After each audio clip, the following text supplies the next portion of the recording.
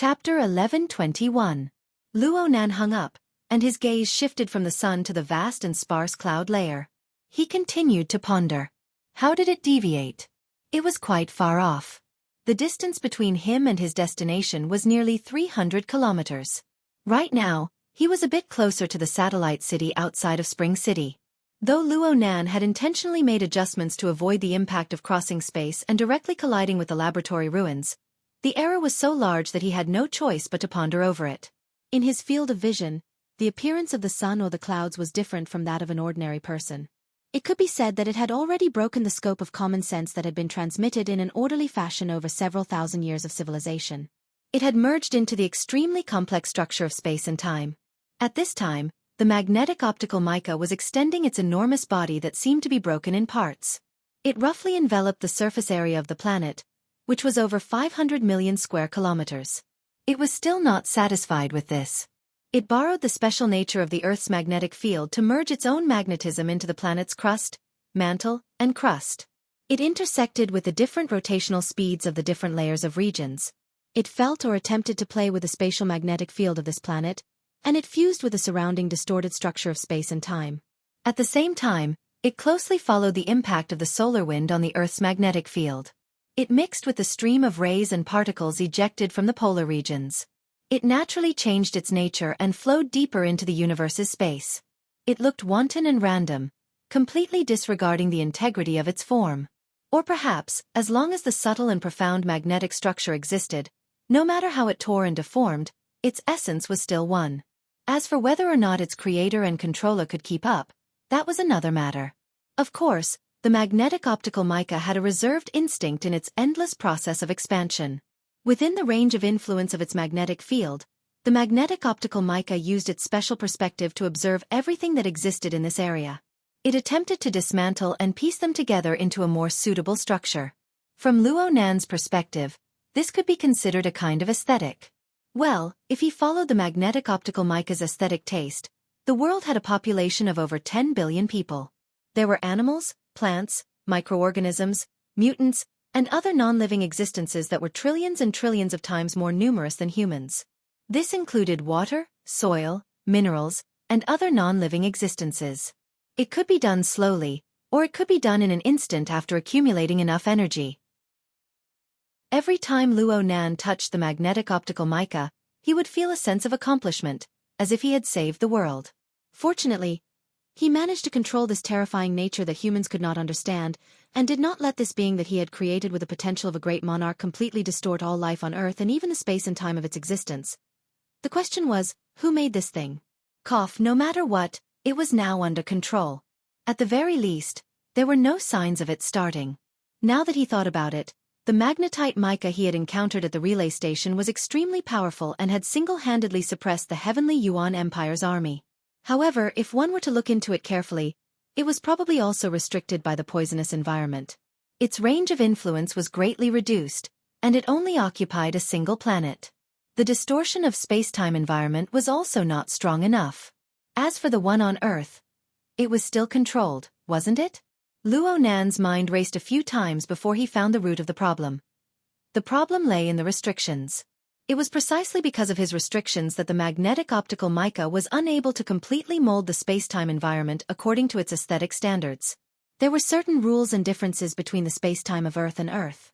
When Luonan came over, he relied on the cloud energy phantom of the magnetic optical mica that covered the entire world to realize the teleportation and shuttle.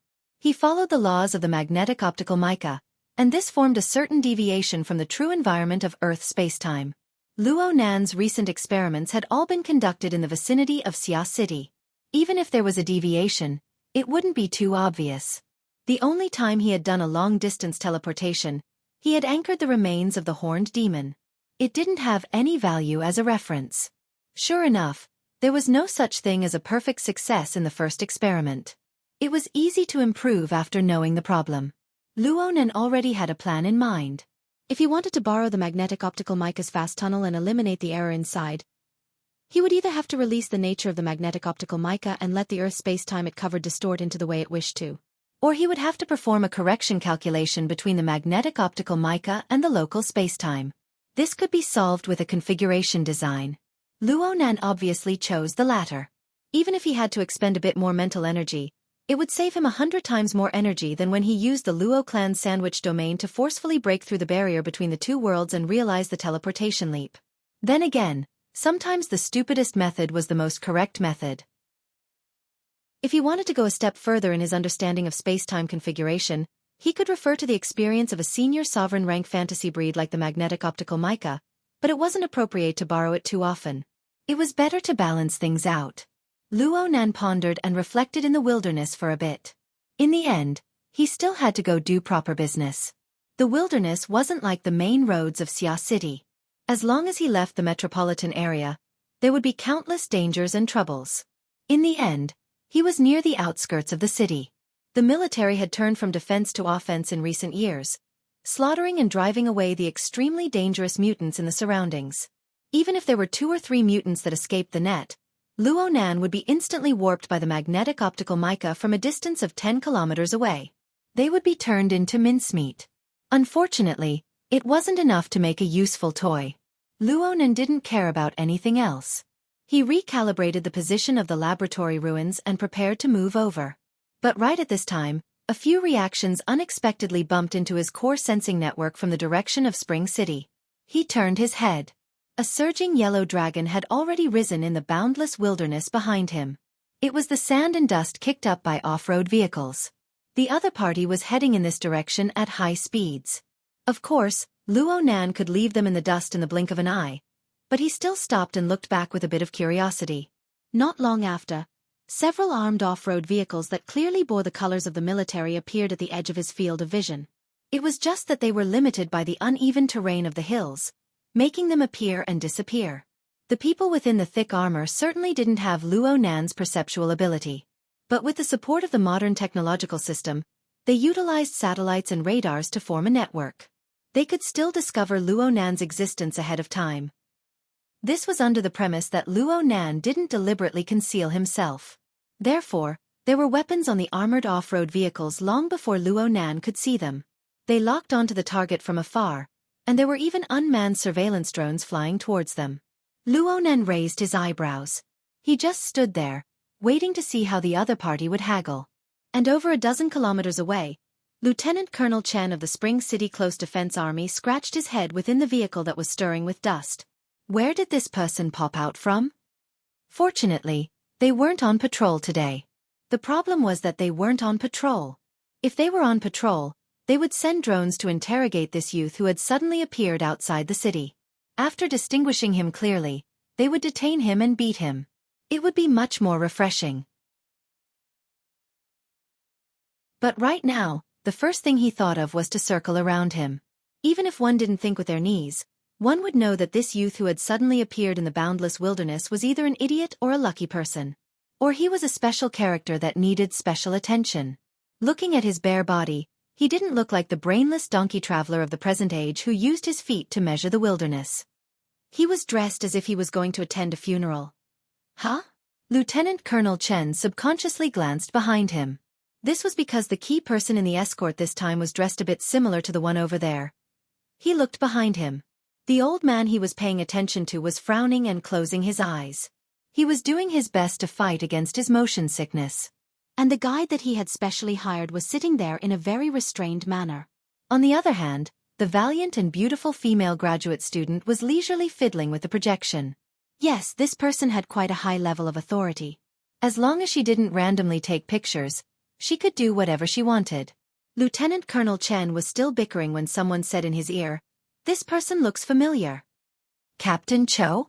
Cho Wei, who was beside him, was a bit lower in rank than Lieutenant Colonel Chen. But he had the halo of a Spring City hero. He was also a full-time member in charge of the security mission. Lieutenant Colonel Chen still valued Cho Wei's opinion, especially when Cho Wei's words had substance. "You've seen him before?" Cho Wei shook his head. "I think I saw him in the distributed information." Huh. Lieutenant Colonel Chen cast his gaze towards the onboard AI projection interface. It had long since analyzed the recorded image, but there were no results. He could basically confirm that this person wasn't a resident of Spring City. Then, where did the information come from? Lieutenant Colonel Chen could only ask. As a burner, Cho Wei's authority in certain areas was above his. "Hello, Junior Luo?" Before Cho Wei could reply, the female graduate student had already turned on the communicator. She was probably calling the school.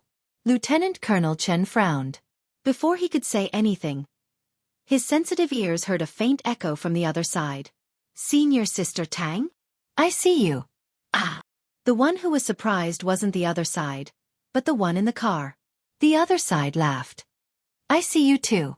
At this time, on the projected interface of the AI, the teenager waved his hand in the direction of the camera. Very quickly, the other side gave a thumbs up, looking like a poor backpacker asking for a ride.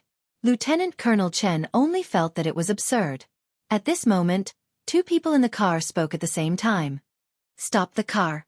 The one who spoke was the female graduate student who had called earlier.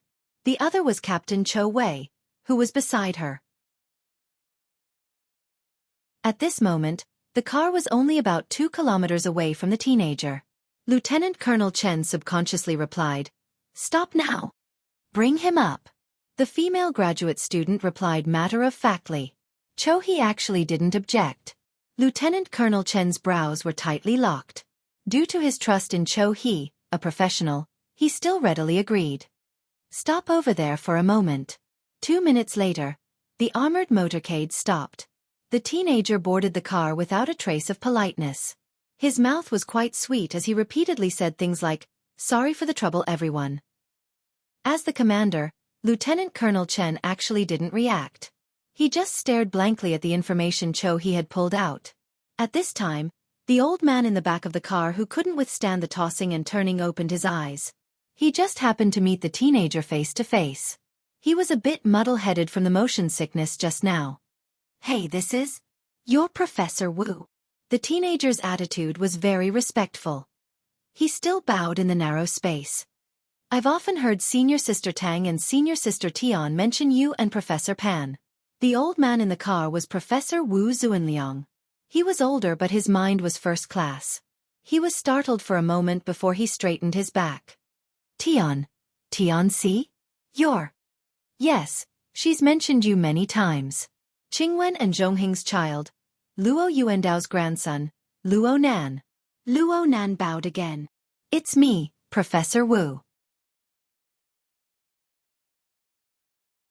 Chapter 1122.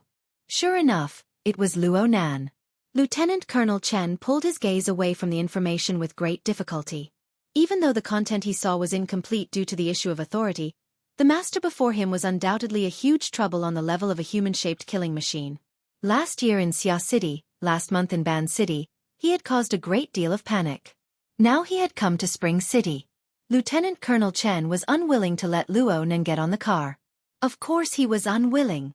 But this master had even made the gesture of hitching a ride. If Lieutenant Colonel Chen dared to refuse, only the heavens knew whether or not an infrasonic wave would immediately follow. Of course, looking at Lieutenant Colonel Chen's attitude toward Professor Wu Zuanliang, the infrasonic wave would most likely have a direction. The target would only be Lieutenant Colonel Chen himself. All sorts of thoughts rose and fell in Lieutenant Colonel Chen's mind. He madly added scenes for himself, but in the end, it was only a method to reduce the pressure. As a qualified military personnel, he promptly sent the news of Luo Nan's appearance in Spring City to the higher command nodes, giving those truly powerful people headaches. But then again, Luo Nan was the most worry-free person in the car just from the surface. He perfectly displayed the cleverness that a person his age should have in front of a senior like Wu Zuanliang. "Oh my God, I called you so many times. Why didn't you come to the house?" In the end, it was our family's old Pan who took the initiative to find you. Wu Zuanliang was an old man who was full of energy. His voice was loud and clear. Once his emotions rose, there was no room for others to speak. Plus, he was good at making decisions for others. He pulled Luo Nan to sit beside him and spoke over and over again. "You're going to offer sacrifices, right? Who are you coming with? By yourself? This is too dangerous. Let's go together. Let's go together." What else could Luo Nan say aside from nodding? Even in Acumen College, Professor Wu Zuanliang was famous for his temper and nagging. He was like this with people he hated, and he was like this with people he liked. A dozen seconds later, Luo Nan couldn't take it anymore. His gaze turned to Tang Yi, who was also peony. Tang Yi intentionally used the brim of her hat to block his line of sight. Luo Nan was helpless. He could only save himself. He took the initiative to pull Wu Zuanliang into a new topic. Didn't your research come to an end? Did you come to Spring City to take it a step further? Hey, you pay attention to this field as well? Did you listen to the report at the academy? I was out of town at the time, but it's true that I've been paying attention all this time. Senior Sister Tang has provided me with quite a bit of information. Luo Nan quickly dragged Tang Yi into the water. Senior Sister never mentioned this to you. Thanks to her care, I have a laboratory in the Mystic Arts Research Society under her rule, which is at North Shore Gear. Wu Zuanliang wasn't an old pedant with a one-track mind. His emotions had just gotten to the top of his head, but now his thoughts spun a few more times. He recalled the relevant information his wife had mentioned, as well as a few rumors within the circle. He used his old eyes that weren't dizzy to size up Luo Nan a few more times. You're so young. You're only 16, and you're already taking over old Luo's job? 17. Luo Nan corrected him seriously. Looking at your face and listening to your croaky voice, I'd believe it even if you cut off 3 or 5 years. As for your height, there's still room for improvement. Back then, Zhongheng and Qingwen weren't short. Wu Zuanliang saw that Luo Nan was about to stray thousands of miles from the main topic, but he used his rich experience to pull the topic back. I heard from old Pan that you're more interested in Qingwen's original path. You seem to have quite some achievements. You rely on your own ability to make a living. You're young, but you're amazing. Luo Nan laughed. You flatter me. There's no need to flatter me. I still have more to say. We men aren't strangers. There are some things I'm not afraid to say to you. From the looks of it, this project is quite imaginative. It can incite people even more. In comparison, the evidence is a bit weaker. It's fine for a young man to be interested. You don't have to worry about putting your energy into it. But you need to make thorough preparations. Don't have thoughts of accomplishing everything in one go. Tang Yi lowered her head, pulling the brim of her hat even lower. Luo Nan blinked. Then you came over this time for the sake of enriching evidence? I'm here to fan the flames for the investor. I want to see if I can stir up a few sparks. Wu Zuanliang really didn't avoid it at all. You have to do a few things to spend other people's money. It's still a bit early for you to learn these things. Luo Nan laughed again. Wu Zuanliang couldn't really lead a child astray, so he changed the topic. Oh right. Let me introduce you. This is Dr. Wang Xiao. He once worked with Qingwen in the laboratory. This time, I'm asking him to take us to the laboratory ruins. He was referring to the tightest person in the car. Luo Nan turned his gaze and bowed slightly to the balding middle-aged man. Hello, Dr. Wang. Ah, hello. Wang Xiao looked like a pure researcher. He wasn't very good at socializing. He needed Wu Zuanliang to liven up the atmosphere. Wang Xiao, you should have met Luo Nan before. He stayed in the wilderness for nearly 3 years when he was young. Ah, I've met him before. In the health pod. Wang Xiao instinctively felt that something was wrong when he spoke to this point. He hurriedly shut his mouth, but he didn't know how to continue. He was stuck there. Luo Nan was a bit startled, but a smile soon formed on the corner of his mouth. I've heard my aunt talk about this before. It's just that it's been passed down a few times. I don't know the details anymore. I can only guess blindly by myself. Is the health pod still there? It was still there when we left. Wang Xiao was shrouded by Luo Nan's gaze. He inexplicably felt a bit breathless. His words were a mess. Then there was an earthquake. I don't know what happened. Earthquake. Luo Nan's consciousness was a bit erratic. Lieutenant Colonel Chen adjusted his state of mind at this time. He took the initiative to talk. In 94, a group of volcanoes in the southwest suddenly erupted, causing an earthquake in the surroundings of Spring City. The laboratory was abandoned for many years. It wasn't maintained, so it was unfortunately destroyed. But there wasn't any subsequent excavations. It's basically still in a natural state. Luo Nan nodded towards Lieutenant Colonel Chen. Actually, he had already learned of the relevant information before coming here. The source of the information was none other than Dr. Wang Xiao, Who was in the car? Luo Nan's mind wandered just now because he thought of the source of the destruction of the laboratory ruins. It was a headless case of the inner world, the disappearance of the extraordinary Jean Buhuan. Under the relatively restricted environment of space and time, two or more matters that were originally completely unrelated would have a high probability of being related. And the more information a person grasped, the higher their position, and the wider their field of view, the more frequent this sort of coincidence or interaction would be in their eyes. The current Luo Nan was probably one of the most qualified people on Earth to speak such words. He didn't need to share his feelings in this kind of environment. He just smiled at Wang Xiao. You really did the right thing in finding Dr. Wang. I heard from Yin Lu this morning that you contacted her and asked if everyone was in the same group. At the time, I thought that I had other arrangements, so I didn't come together. But I never thought that it would be such a coincidence that the high and the low would converge. It's nothing. It's nothing. Dr. Wang Xiao wasn't an idiot. He had already said this, so how could he not know Luo Nan's identity?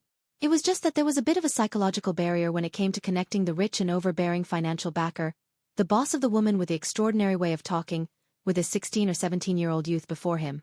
He was a bit dazed for a time.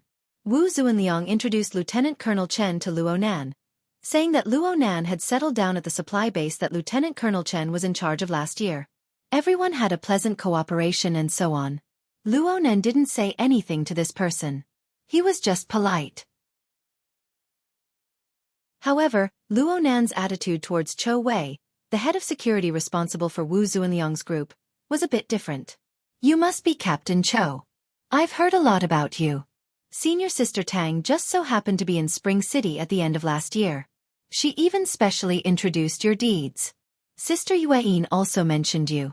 She said that you are firm and unyielding. If you weren't like this, then you wouldn't have such deeds. It seems that you and Tian Bang are in the same batch? You flatter me. Chou Wei had experienced many trials and tribulations during this period of time. He had already trained the ability to remain unfazed by praise and humiliation. His response towards Luo Nan's praise was indifferent. Of course, part of this was because he was the same as Lieutenant Colonel Chen. He didn't know how to interact with this highly dangerous person in a more appropriate manner. Lieutenant Colonel Chen promptly interjected at this time. Mr. Luo Nan, did you come to Spring City specifically to visit a grave? Lieutenant Colonel Chen actually accompanied Luo Nan out of courtesy in the escort team. This was mainly because the wilderness laboratory ruins were within the range of his supply base.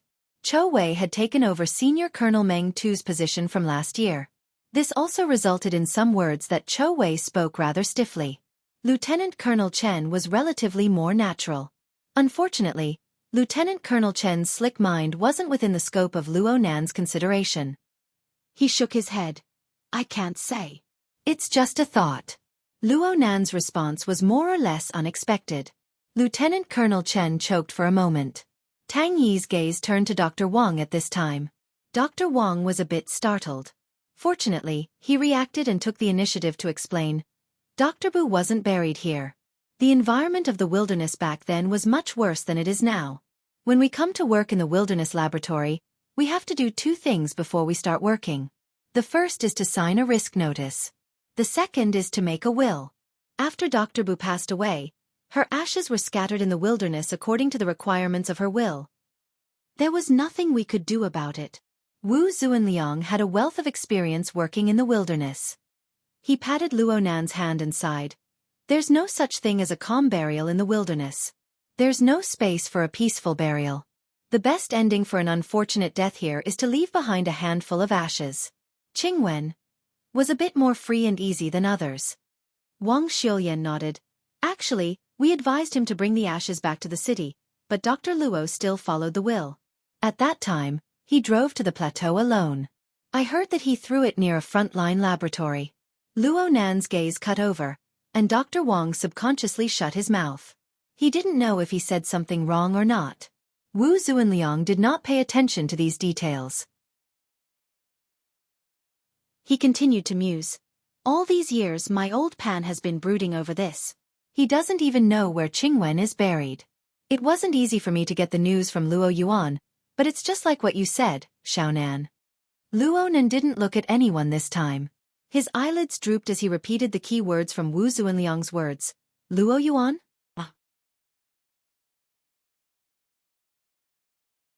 Chapter 1123. Wu Zuanliang went, "Oh, it's that young fellow who came from the same orphanage as Qingwen. He should be 50 years old this year. Back then, he almost became my graduate student. In the end, he became Qingwen's follower and went to the wilderness." "You're young. You probably don't have an impression." "No, I have a very good impression. After all, it was a rarely seen dimensional crossbow that utilized the laws of the polar domain.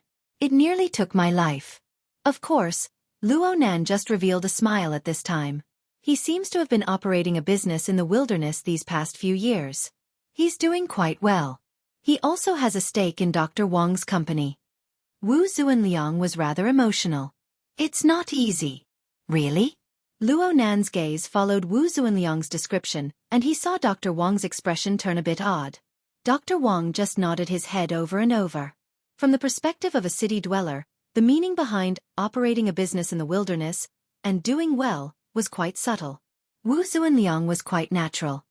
"We originally agreed to go together, but he had something to do at the last minute, so he introduced Dr. Wang." "Has he been in contact with you guys these past few years?" "No. I heard my aunt mention that the two of them communicated when Dad was here, but their relationship didn't seem to be too good." Half of Luo Nan's words were fabricated. He had indeed heard the main contents of the story from Mrs. Luo Shuqing once. Of course, Mrs. Luo Shuqing had only mentioned a fellow with the surname Luo at the time. Due to a certain suggestion from her father, the project succeeded. The fellow called her father in his excitement and cursed him, calling him a deserter, a piece of trash, and so on. Luo Nan had some suspicions about who it was, but he didn't know for sure. But from the contents relayed by his aunt, it should be someone active in the wilderness, someone who once worked together with his father. Luo Nan highly suspected that this Luo was actually Luo, but he didn't have any clear evidence. But they were chatting right now. They needed to gather information and expand in depth. They needed a starting point. Professor Wu Zuanliang laughed and sighed when he heard this. The matters of young people. Of course, he's not young anymore. He changed the topic at this point. "Little Nan, you're in your prime. I heard you talk about this sister and that sister. You seem to know quite a few. You seem to be quite likable." "Huh. Yeah, everyone knows about Boss Luo's hobbies." Tang Yi added with a smile. Realization dawned on Wu Zuanliang. "I remember now. Old Pan did mention this before." In the end, Luo Nan had seen many shameless people during this period of time. He had many references when imitating them. Luo Nan just revealed an awkward yet polite smile. Then he quickly changed topics. "You know, my situation here is special. Uncle and Aunt don't talk to me about what happened in the past. It's impossible to ask Grandpa. Old Luo. I haven't seen him for a few years.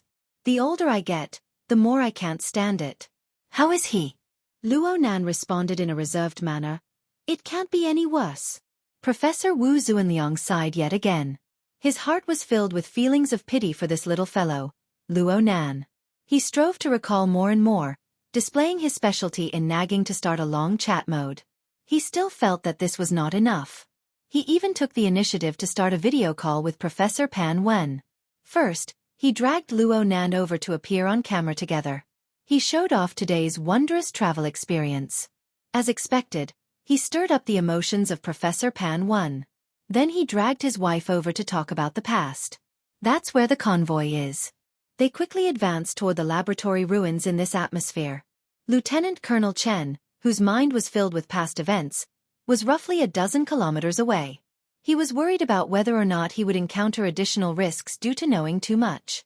At the same time, he dutifully informed Luo Nan, "There's around 5 minutes left.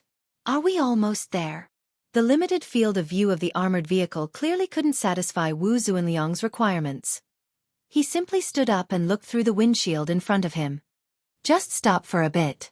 Professor Pan Wen felt quite helpless towards his wife's temperament. The two of them were both loud and clear. They had a few conflicts when they were talking about the past. It was inevitable that they would get a bit tired after yelling at each other from several thousand kilometers away. He took this opportunity to take the initiative to call a truce. "We're almost there. We need to take care of things. What's the point of being so anxious and pale?" "Luo Nan, Professor Pan. I've heard quite a bit of news about you these past 2 days. Let's not talk about anything else. Since you've already made a name for yourself, you need to put on an act. Let your mother's soul in heaven be at ease.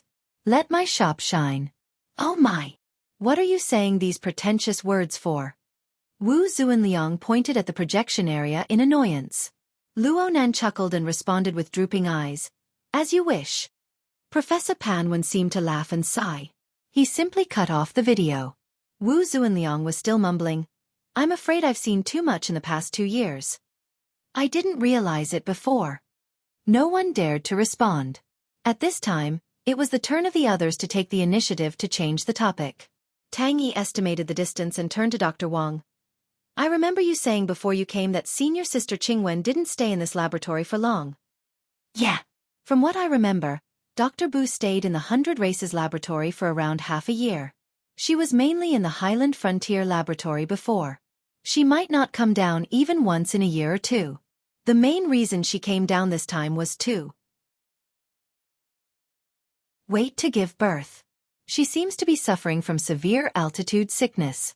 Dr. Wang's voice grew softer and softer. Even though his EQ was lacking, he felt that it was inappropriate to speak halfway through and associate what happened later. Plus, Luo Nan was separated from him by Professor Wu. Though he still had a smile on his face, Dr. Wang inexplicably felt that the atmosphere in the car had become very oppressive. He instinctively wanted to shut his mouth, but the young boss Luo, who came up to get a free ride, leaned forward slightly. His smiling and curved eyebrows were completely exposed before Dr. Wang's eyes. He took the initiative to ask, I know a bit about Mom's matters on the Highland. That can be considered her profession. In this laboratory, the 100 Races, right? What is she doing? This was like the pure curiosity of a child. At least Luo Nan showed it this way. It looked like he wasn't thinking too much. My ass. If Dr. Wang hadn't communicated with Mrs. Yin these past few days, he might have believed Luo Nan when he saw Luo Nan's standard, obedient grandson appearance. But he had such a meticulous and capable subordinate. Moreover, Luo Nan had casually extended his hand to stop the military vehicle. Luo Nan made Lieutenant Colonel Chen and Captain Cho exceptionally cautious and well-behaved. Could such a fellow really be pure and stupid?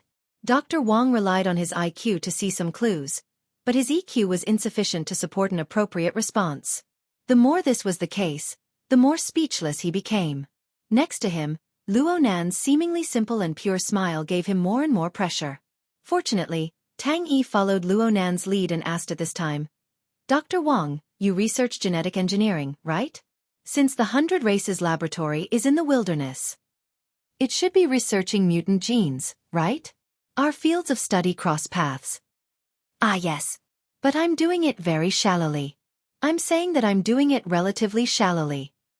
Actually, I'm really ashamed of the 10 years I've spent since returning from the wilderness.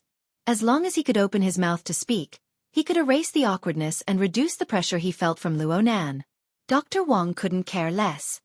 Actually, the things I'm researching right now are much shallower and more fragmented than when I was in the laboratory. Let's not talk about the direction. There are many rules and regulations that I don't dare to jump out of. Having said this, Dr. Wang looked at the 2 military personnel at the front of the vehicle. He couldn't help but feel a bit guilty. Tang Yi just so happened to continue at this time. I heard my teacher say that Mr. Luo Yuandao's level of thought experimentation and project design is far from what the results of the laboratory can reflect. That's not what I said. Wu Zuanliang chuckled. My original words are that the things in his brain are like flying a kite. The wind is just a bit stronger, and all the serious experiments that are tied to the back of his head fly away. Having said this, the old man felt that Tang Yi was going a bit overboard when he saw the gaze Tang Yi cast over. He hurriedly patted the back of Luo Nan's hand twice. You understand the intent. You understand the intent. Tang Yi's explanation is quite good. Luo Nan smiled and nodded. I understand. Sometimes, grandfather's train of thought is dragged particularly far away. However, I feel that his research on the biological plane is quite solid. I've only studied a portion of the notes. It's mainly some knowledge on the application of targeted drugs. But I feel that there should be even more fundamental things existing beneath this applied knowledge. So I want to ask Dr. Wang. What was the research related to genetic engineering back in the 100 Races laboratory? Were there any clearer results? You wouldn't have a confidentiality agreement or something like that, right? The agreement has already expired. Actually later on Dean Luo. Oh, that's Mr. Luo Yuan Dao. That's what we all called him back then. When Dean Luo was investigated, the relevant agreement became invalid. So you're saying that a lot of the results have already leaked out? You can say that. Dr. Wang's forehead unconsciously beaded with sweat. He didn't know why the topic had suddenly changed to such a sensitive and serious direction. He still wanted to salvage the situation. At this time, talking about the details of Bo Qingwen back then didn't seem that hard to accept. There were indeed many topics in the laboratory back then, including the controversial formatting theory. But I didn't come into contact with these things back then, and I didn't really understand them. From what I know, Dr. Bo was mainly recuperating back then. He didn't take on any specific tasks. From what I remember, helping little Wu design a special petri dish is one of them. Little Wu? Wu Jun? Wu Zuanliang interrupted. I haven't seen Wu Jun in 6 or 7 years. Luonan blinked his eyes. Aunt Wu Jun's surname is also Wu. She's your... You can say she's related. After all, you can't write 2 Wus in one stroke. Hey, do you remember things from your childhood? Or did I just say? No. I met her friends and family in Spring City. Luo Nan was referring to Yen Fan and Polio, whom he met in the U-Hole market in Spring City. As his thoughts spun, Polio, the former bosom friend who viewed his father as an enemy, flashed in Luo Nan's mind with a stubborn and adorable face. Luo Nan subconsciously laughed, but he soon frowned. The car slowed down at this time. They arrived at the laboratory ruins.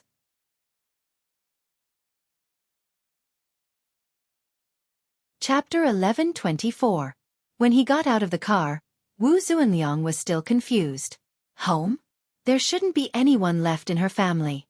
Back then, old Luo Tua Panda was old Pan's younger brother. At that time, he was working in Spring City. Old Luo asked him to help recruit a few graduate students who could work nearby. I felt that it was tough for Wu Jun to study alone in Spring City, so I spoke up for her. Yes, it's Professor Panda. Lil Wu and I were recruited in the same batch as him. Lil Wu is the youngest in this batch. Dr. Wang was the first to get out of the car. He breathed in the slightly hot and dry air of the wilderness and felt that the pressure on him had lessened a little. His body movements became a lot livelier, and he nodded like he was pounding garlic. When it was Wu Zuanliang's turn, he refused Tang Yi's support. When Luo Nan took over, he didn't refuse, but he still put on a vigorous posture. He even jumped a little at the end. At the same time, he did not stop talking. At that time, I was also thinking that Wu Jun's personality was relatively weak, and she would not be able to come up with anything on her own. She might as well borrow old Luo's name to train herself. In the end, she really dived headfirst into it. It's just that your Luo family has infected her with mysteriousness. She didn't even say anything about that project of hers. It was old Luo who mentioned it earlier that it was an ecological network at the genetic level aimed at the mutants. Distributed Aberration Gene Network Ecology Research, Professor Wang blurted out. It was rare for him to say the name so fluently. Luo Nan raised his eyebrows, but then he took the initiative to change the topic. Your joints and muscles are quite active. Luo Nan gave an appropriate evaluation. She usually takes care of herself properly. She soaks in the health pod quite a bit. Moreover, it should be targeted training. Wu Zuanliang felt that Luo Nan's words were objective and that his vision was unique. Wu Zuanliang felt quite comforted in his heart. City people do field work. Don't they have to put in a bit of effort? As the old man spoke, he stood still and looked around. This area was still very desolate, but within his field of vision, including the area under his feet, he could see faint traces of human activity. Occasionally, he could see edges and corners in the depths of the weeds, which were the remains of some buildings. This place was indeed in ruins, the kind that was completely destroyed. The most eye-catching thing in the vicinity was the vehicle and personnel that they had brought with them. Other than the armed vehicle that had transported them over, there were nearly 20 soldiers or military-style bodyguards on the other 2 armored vehicles. They were all equipped with exoskeletons, and there were even 4 deep blue walkers inside. They had already pulled up a cordon around them. Generally speaking, 1 or 2 grade B ability users would not dare to provoke this team. Luonan looked at Tang Yi. Your sponsor is quite generous. After all, it's a project that has a high chance of being selected as one of the Star Alliance's Millennium Focus topics. Furthermore, it's especially easy to use in terms of concept and size. Tang Yi pinched the brim of her hat and smiled subtly. Compared to the possible profits, the research funding is only a small amount. At this time, Lieutenant Colonel Chen walked over from the front of the car. Professor Wu, according to the data in the database, there are no longer any mutant species of B and above in the surrounding area. The closest mutant nest is 200 kilometers away, so it's basically safe. But it's best if we don't stay for too long. This is still an area where low-altitude predators frequently roam. Okay. Wu Zuanliang agreed without meaning it. His gaze shifted from Luonan's face to Dr. Wang. We don't have any concept of this place.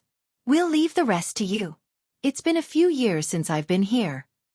I definitely remember the way. Right now, Dr. Wang was practically the focus of everyone's attention. He couldn't help but be a bit nervous. He subconsciously found an excuse for himself, but soon he made another statement under Luonan's gaze. He gestured with his hand as he spoke, inviting the group of people to move forward. There's actually quite a distance between this place and the original core area of the laboratory. What we see before us is just a defensive bunker from back then. Half of it is above ground and the other half is underground. The laboratory is completely underground, so the damage caused by the earthquake was extremely severe.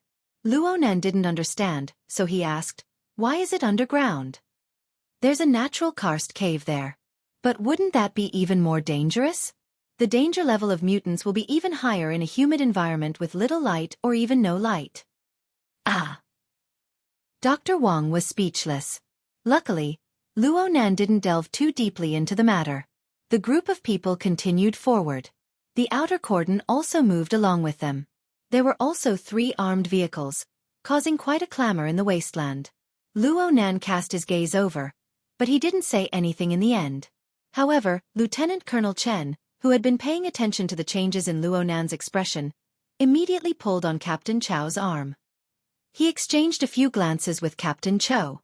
Perhaps there was also internal communication. In short, Captain Cho hesitated for a few seconds before giving the order to have the armed vehicles stand by. Only the security personnel followed.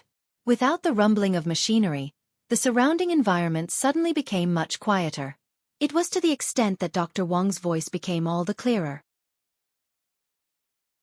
Since he was stumped by the question just now, he did his best to change the topic to a direction he was good at while acting as a tour guide. The vast majority of our group of people participate in the Distributed Gene Project. We differentiate and separate mutant genes, determine their growing environment, and think of ways to make them live together.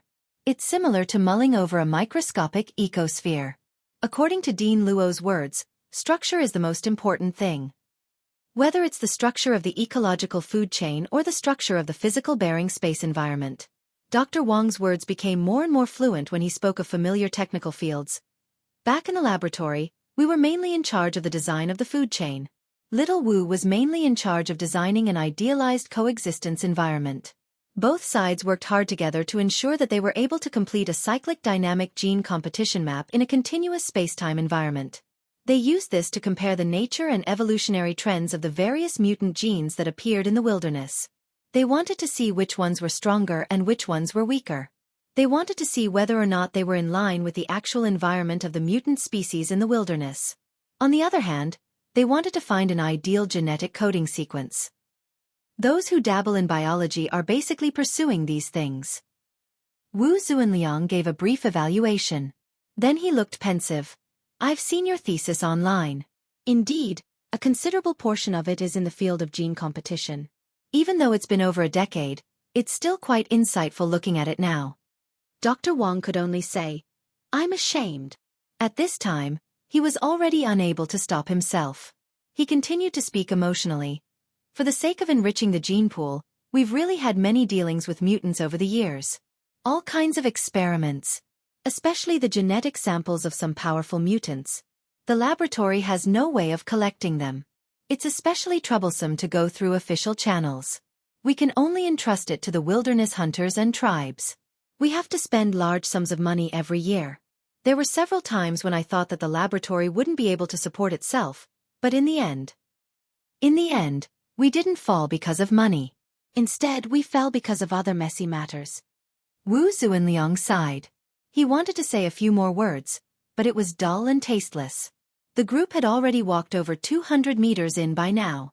Lieutenant Colonel Chen dutifully informed them, "There's a collapsed area up ahead.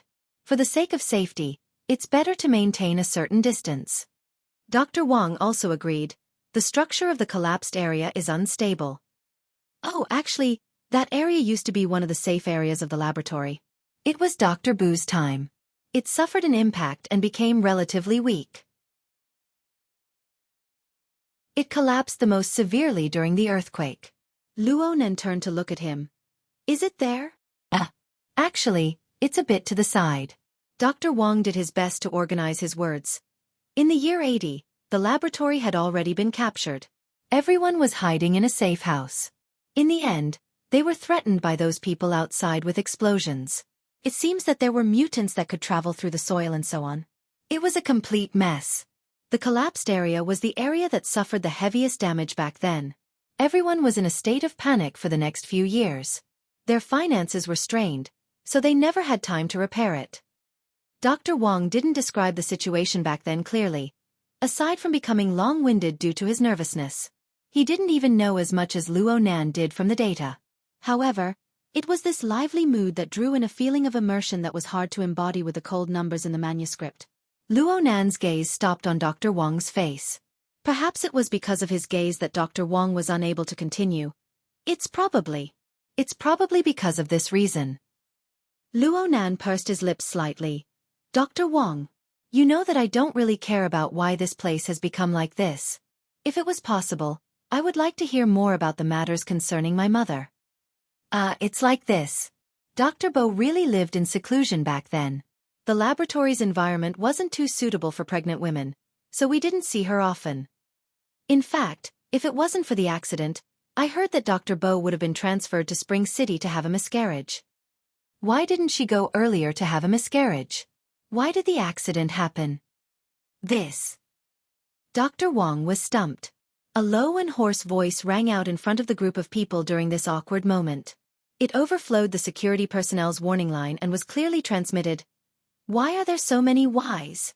If you really want to find a reason, it's nothing more than the terrible curiosity of your Luo family. It brought out bad luck, trouble, and calamity.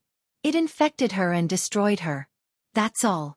The security personnel on the warning line and their equipped exoskeletons, including the 4 deep blue walkers, only responded with an alarm after the voice rang out. The 3 armored vehicles that were lagging behind started up accordingly and came whistling over. However, the person who caused all of this did not make any further moves. Earlier, he had walked up from the entrance of the collapsed area as if he was walking up a staircase. He stood at the edge of the area, wearing the lab coat that was not buttoned up. The corner of his coat was swaying along with the hot and dry air of the wilderness. At first glance, it looked like the staff who stayed behind to welcome the arrival of the guests. Wu Zuanliang was immediately blocked by Captain Cho, but the old man's eyes were very sharp, and he had already recognized the identity of the figure. Luo Yuan.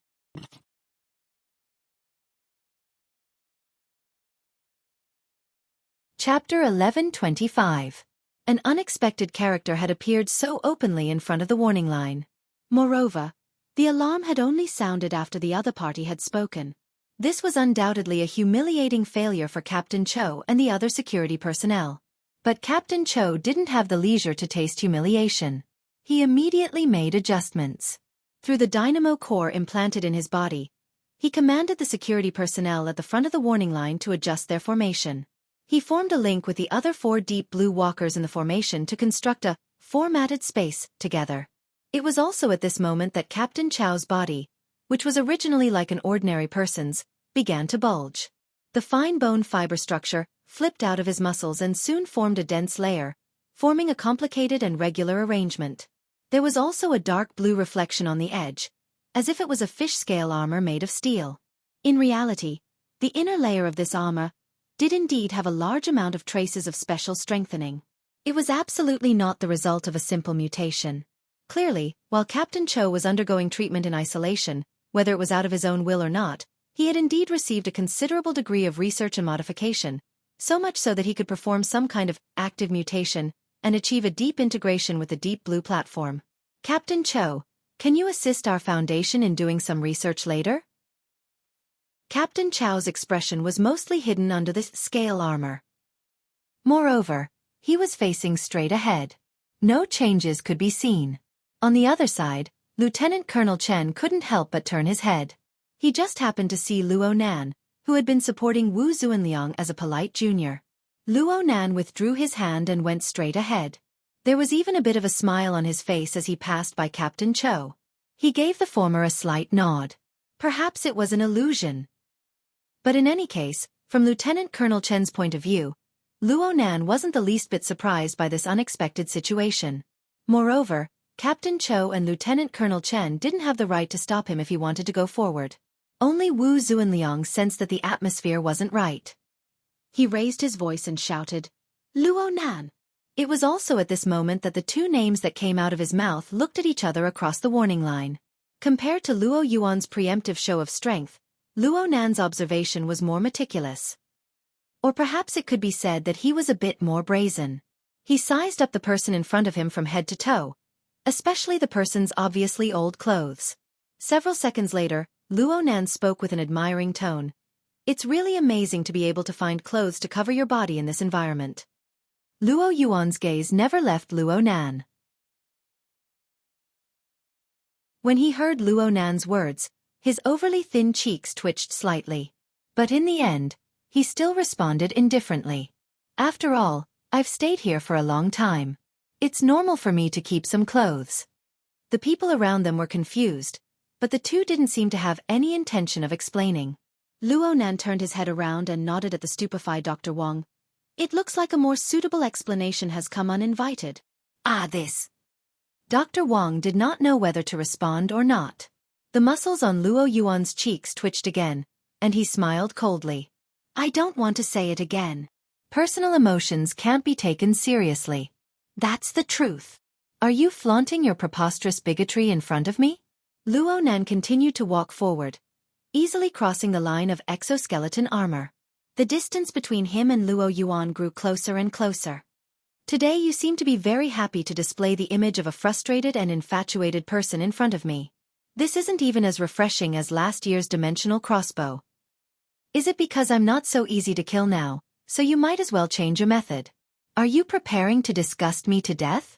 Luo Yuan's smile seemed to deepen a bit.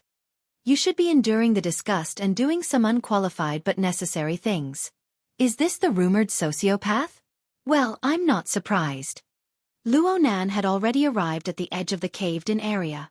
The distance between him and Luo Yuan was no more than 3 meters. From his angle, he could already see the bumpy edges of the caved-in cavern wall, as well as the chaos at the bottom. Yes, there was also the remains of the lizard mutant that had just been possessed and transformed by Luo Yuan. Right now, only a few broken scales remained. This was also a cloned body produced by Luo Yuan's laboratory. It had to be said that Luo Yuan's technological route was compatible with Luo Yuan's ability. Luo Nan had prepared ahead of time, and the results were almost the same as Luo Nan's spatial shift. Only the heavens knew how many similar chess pieces Luo Yuan had planted over the years. What level had the production capacity of his laboratory reached? If Luo Nan wanted to get rid of Luo Yuan cleanly and efficiently, he would need to find the unchanging behind the myriad of transformations. All of this happened in a flash of thought. Luo Nan and Luo Yuan looked face to face again, and their eyes carried a bit of killing intent. As for Luo Yuan, the thoughts of his kind had not changed at all. It was just that in this place, in this environment, and in this atmosphere, everyone was more restrained. That was all. Luo Nan was now a bit sociopath. The evidence was that he had begun to seriously consider having a chat with Luo Yuan. At the very least, he wanted to collect some first-hand information for future preparations. "Mr. Luo Yuan, although I don't really understand the society, I know that when it comes to socializing, you need to be honest on the surface at the very least. You see, regarding the matters of the past, especially the matters related to my mother. So the people of the Luo family are really people who are willing to be scolded. Luo Nan's gaze continued to grow cold, and so did Luo Yuan.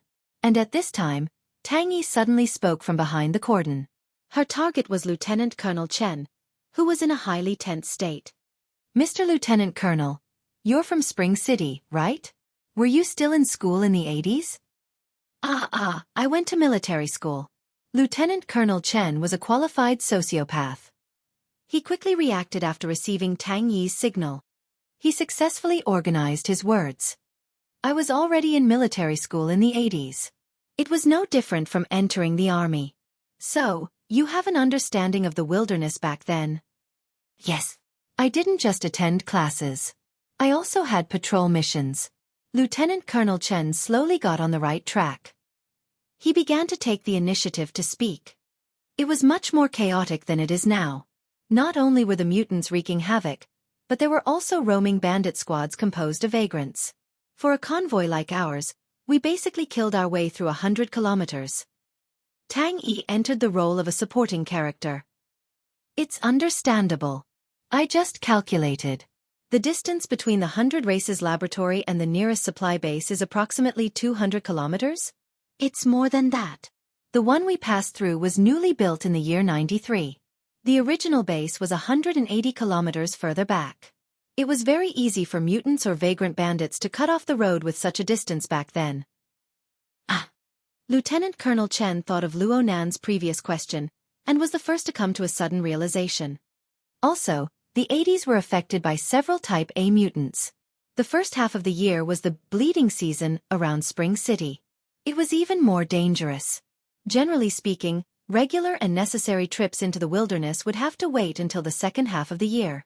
This situation was only alleviated after the all-out counterattack in recent years and the elimination of the key sources of danger.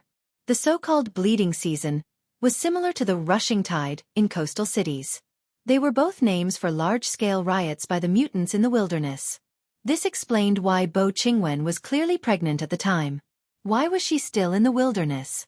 Of course, looking at it from another angle, the pregnancy was inappropriate. Luo Zhongheng could also be blamed for it. Luo Nan turned his head to look. His gaze passed through the array of exoskeleton armors and saw Tang Yi, the tallest of them all. Regardless of whether or not Tang Yi could see him, Luo Nan still smiled subconsciously. It was unknown what encouraged Dr. Wang at this time. He spoke in a weak voice. Speaking of the bleeding season, I seem to remember a bit. Tang Yi continued to cooperate with him. Is it related to the bleeding season? It's the surrounding tribes. Dr. Wang did his best to recall. Back then, the laboratory was able to stand over there. A good portion of it was because we got along well with the vagrant tribes next to us. Sometimes bandits would surround us, and everyone would help each other out. But the bleeding season that year was especially long. The tribes that had a good relationship with us were all hurt. Some of them were even forced to migrate to the northwest to avoid the agitated volcanic areas. Especially when the weather turned hot, which was in June, the laboratory received a lot of injured people. They were all from tribes that we were familiar with. Then, something happened a few days later.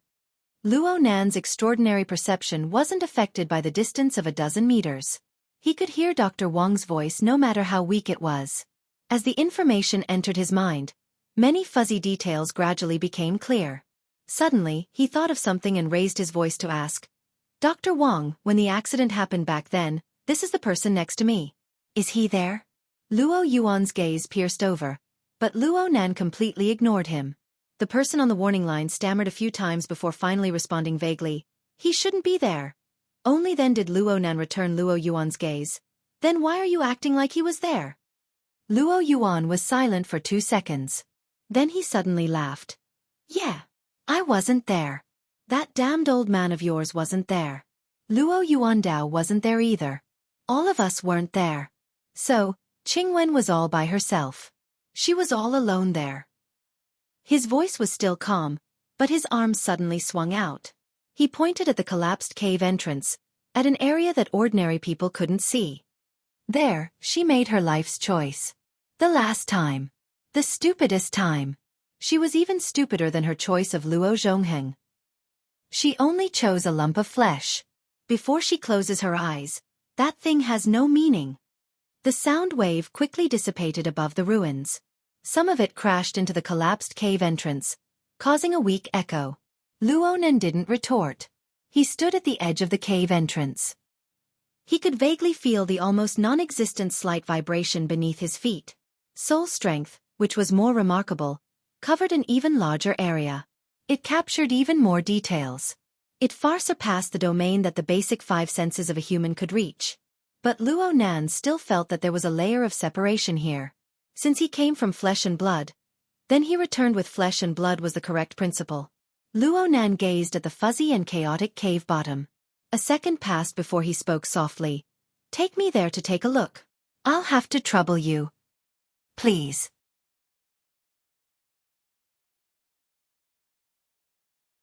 Chapter 11:26. Luo Yuan straightforwardly agreed to Luo Nan's request. It was so straightforward that Luo Nan suspected that Luo Yuan had come for this very reason. In comparison, persuading Professor Wu Zuanliang to obediently stay outside the collapsed area took a bit more effort. The old professor wasn't stupid. Of course, he could see the high tension between Luo Nan and Luo Yuan.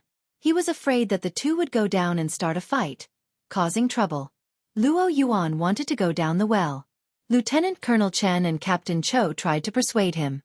In the end, Luo Nan walked back and comforted him. "Professor, don't worry. I won't do anything today." Tang Yi rolled her eyes at Luo Nan. She turned her head and said with a smile, "Teacher, don't worry about this. When immortals fight, mortals suffer. If this continues, the ones who will collapse will be Lieutenant Colonel Chen and the others." Wu Zuanliang glared at her. "Immortals, my ass. What's so great about being an ability user? It's not like I haven't seen it before." Tang Yi's smile didn't change. In any case, once this membrane was pierced, some things would be easier to talk about. Wu Zuanliang nodded at Luo Nan. He raised his voice and shouted at Luo Yuan, "You guys have great abilities. I can't control you guys. It's fine if you don't let me go down, but give me a view sharing. You guys need to remember that I also came with a mission from my family." "Okay, we'll do as you say." Luo Nan was the first to agree. Luo Yuan also bowed, tacitly agreeing. Luo Yuan's method of coming over was too rough. He didn't have any electronic equipment on him, so the view sharing was left to Luo Nan. The hexa ear he wore was very good at doing this. After activating the function, Wu Zuanliang didn't continue to nag.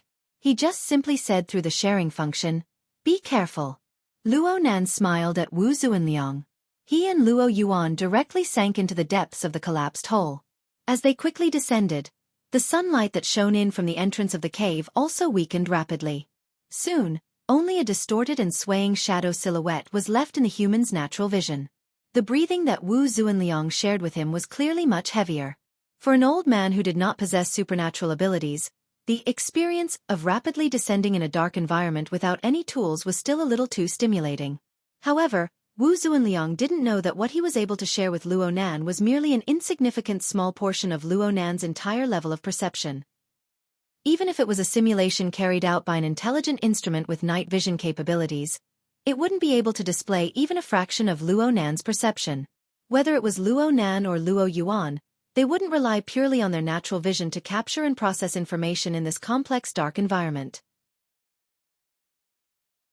At this moment, the range, the frequency, and the way they interfered with the material plane represented the breadth, depth, and precision of their senses. Their respective senses would clash and interfere with each other, especially when there was Luo Nan, a perception freak that covered the entire region. The two of them didn't say anything, but their contact and probing on the level of perception never stopped. Luo Yuan senses Luo Yuan.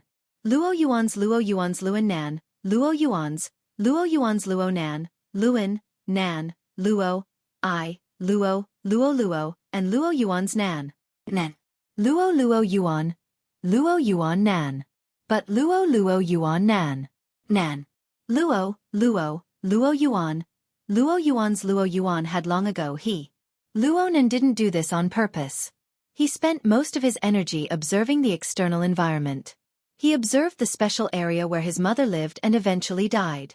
However, Luo Yuan's power circulation pattern was too unique. The parasitic clone before his eyes didn't count for anything. It was connected to Luo Yuan. It was in existence like a relay satellite that was outside of the local spacetime environment. It was constantly moving in the dark side of spacetime. It was far too eye-catching. Its mode of existence and position were very vague. It was separated from the local spacetime by the fragmented isolation belt and the deep and distant polar domain. It was its natural cover. But Luo Nan could see it. He could see it more clearly than last year when he was hit by the dimensional crossbow. This was without a doubt the problem Luo Nan had pointed out through the mouth of the horned demon back in Format 70 laboratory. The most valuable thing Luo Yuan, a former laboratory member, obtained in the Misty Labyrinth was very likely a large fragment. It was hidden in the depths of the endless Misty Labyrinth like a sandstorm. It followed Luo Yuan's will and maintained a close yet distant connection with the local spacetime of Earth. What Luo Nan was able to see was basically this. There didn't seem to be any substantial breakthroughs compared to before. But the most important thing was the details. Conclusive details. I can't calculate the spatial structure distribution of the distorted fragment from 2 points and 1 line right now. But if I have a few more examples. 10. Maybe even fewer. The premise is that the trajectory isn't too complicated. Luo Nan felt that Luo Yuan would regret it in the future. Or it could be said that he would help Luo Yuan regret. Luo Yuan regretted carelessly exposing the connection between the parasitic clone and the plane of existence before him. The problem was, how did Luo Yuan know what level Luo Nan's current sensing mode was at? Even Luo Nan himself was still working hard to adapt. He was adapting to this wide area sensing mode based on the magnetic mica. Ever since he successfully cultivated the first magnetic light on the jadeite light and planted the true seed, the true meaning of the magnetic mica began to grow without interruption. Nearly a month's time was enough for the larval form of the magnetic mica to expand once more. This wasn't just a simple expansion into outer space. It also included the local spacetime environment of Earth and the continuous infiltration of all neighboring planes. The situation in the deep blue world was a bit special. There was no obvious progress for the time being.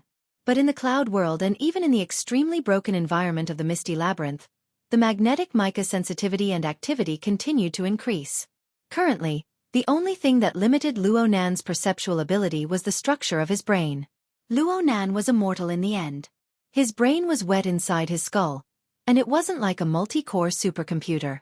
It was impossible for him to casually absorb the incalculable flow of information on the level of a trillion at all times. There were even more chaotic and even unstructured data fragments. So he used the magnetic mica sensing nature to synthesize distance, danger, focus, and many other conditions to comb and build a new sensing network. The magnetic mica's material foundation was already infinitely close to the microscopic level, and the carrier structure was hard to grasp. Luo Nan's overall ability to observe information on the macroscopic level had yet to recover to the peak state of the water vapor cloak. But the coverage of his sensing domain, his grasp of key information, his sensitivity to danger, and even the efficiency of his instantaneous interference were far greater than before. There was no need to even mention his future potential. Time is on my side. Luo Nan lowered his head, temporarily burying his killing intent against Luo Yuan. This wasn't forbearance. This was planning. His thoughts had completely returned to the plane of reality, but it was unavoidable for him to link up with the past. There was frequent interference on the sensing plane. Ever since they entered the collapsed hole, the two hadn't spoken to each other. From this point of view, Luo Yuan couldn't be considered a qualified commentator, but Luo Nan didn't mind. The longer he stayed in this dark space, the more information his multidimensional perception could absorb and reorganize. Especially in a situation where Luo Yuan had already pointed out the direction. Luo Nan's tentacles of perception touched the target and the space that held the target a step earlier than his body. Frankly speaking, that place wasn't quite the same as what Luo Nan had imagined. In any case, Luo Nan and Luo Yuan continued to tread on mycelium, moss, stagnant water, and the bones of small animals as they headed in that direction. They passed through collapsed or half-collapsed passageways, as well as empty and dilapidated doorways. They traveled through the chaotic shadowy lines that they collectively constructed. If Luo Yuan was willing to speak, There should be many details worth recalling here. But even though he was silent, the fragments of information revealed in the chaos were still assembled and reconstructed in Luo Nan's mind. So much so that this dark and gloomy space seemed to gradually brighten up, returning to the appearance it once had 17 years ago. But when Luo Nan arrived at an area where most of the structure had collapsed and some parts were already submerged by underground water, he suddenly pressed the stop button. Only an ice-cold reality appeared before his eyes. Luo Yuan stopped walking, meaning, "We're here." Luo Nan didn't need to say much. He had already locked onto the only target within these ruins. The one that once bore Luo Nan's life, but also accelerated the stripping of his mother's life force. The health pod. The passage of time had already stripped away its original appearance. Even the supports beneath it had corroded away. It lay crookedly on the ground, half of it still soaking in the sewage. The pod's cover was sealed, and its integrity was fine. But the parts that were not wet were already covered in a thick layer of moss under the humid environment. The outline was a bit fuzzy. If one were to judge purely by their eyesight, it would be better to say that it was a rock that had fallen from the surrounding buildings rather than a health pod. Luo Nan's soul strength had carried out many rounds of probing before Luo Nan arrived. So he already knew that there was no nutrient fluid inside. It was empty and dry. Clearly, it had never been used since they abandoned the laboratory, or since Luo Nan was born. This thing didn't have a clear sense of existence, and it was very hard to naturally extend a special meaning. Even Luo Nan needed to decorate it with his memories and emotions. There was a bit of a difference. Comparatively speaking, the breathing of Professor Wu Zuanliang that was shared with his ears had a more lifelike quality. "It's here. It's like this." Luo Yuan spoke for the first time since entering the collapsed cave. He was cold and direct. You can try your best to examine your emotions and assign a so-called value to it. But that is nothing more than a play to move yourself. It is meaningless to the deceased. "Are you ready to howl?" Luo Nan ignored him. He just knelt down on one knee, ignoring the puddles and filth on the ground. He slowly wiped away the thick moss on the surface, limiting it to a certain area. A few shallow and unnatural marks were carved on the surface of the health pod a few seconds later. These are scratches? From Luo Nan's perspective, the lower half of these marks was like a simple drawing of a smiling face. And above the smiling face were crisscrossed lines of unknown significance. There should be a pattern to them, but Luo Nan couldn't see it for the time being. "What is this?" Luo Nan asked subconsciously, but he didn't expect Luo Yuan to answer. But Luo Yuan still spoke a few seconds later. Last words. Qing Wen's last words.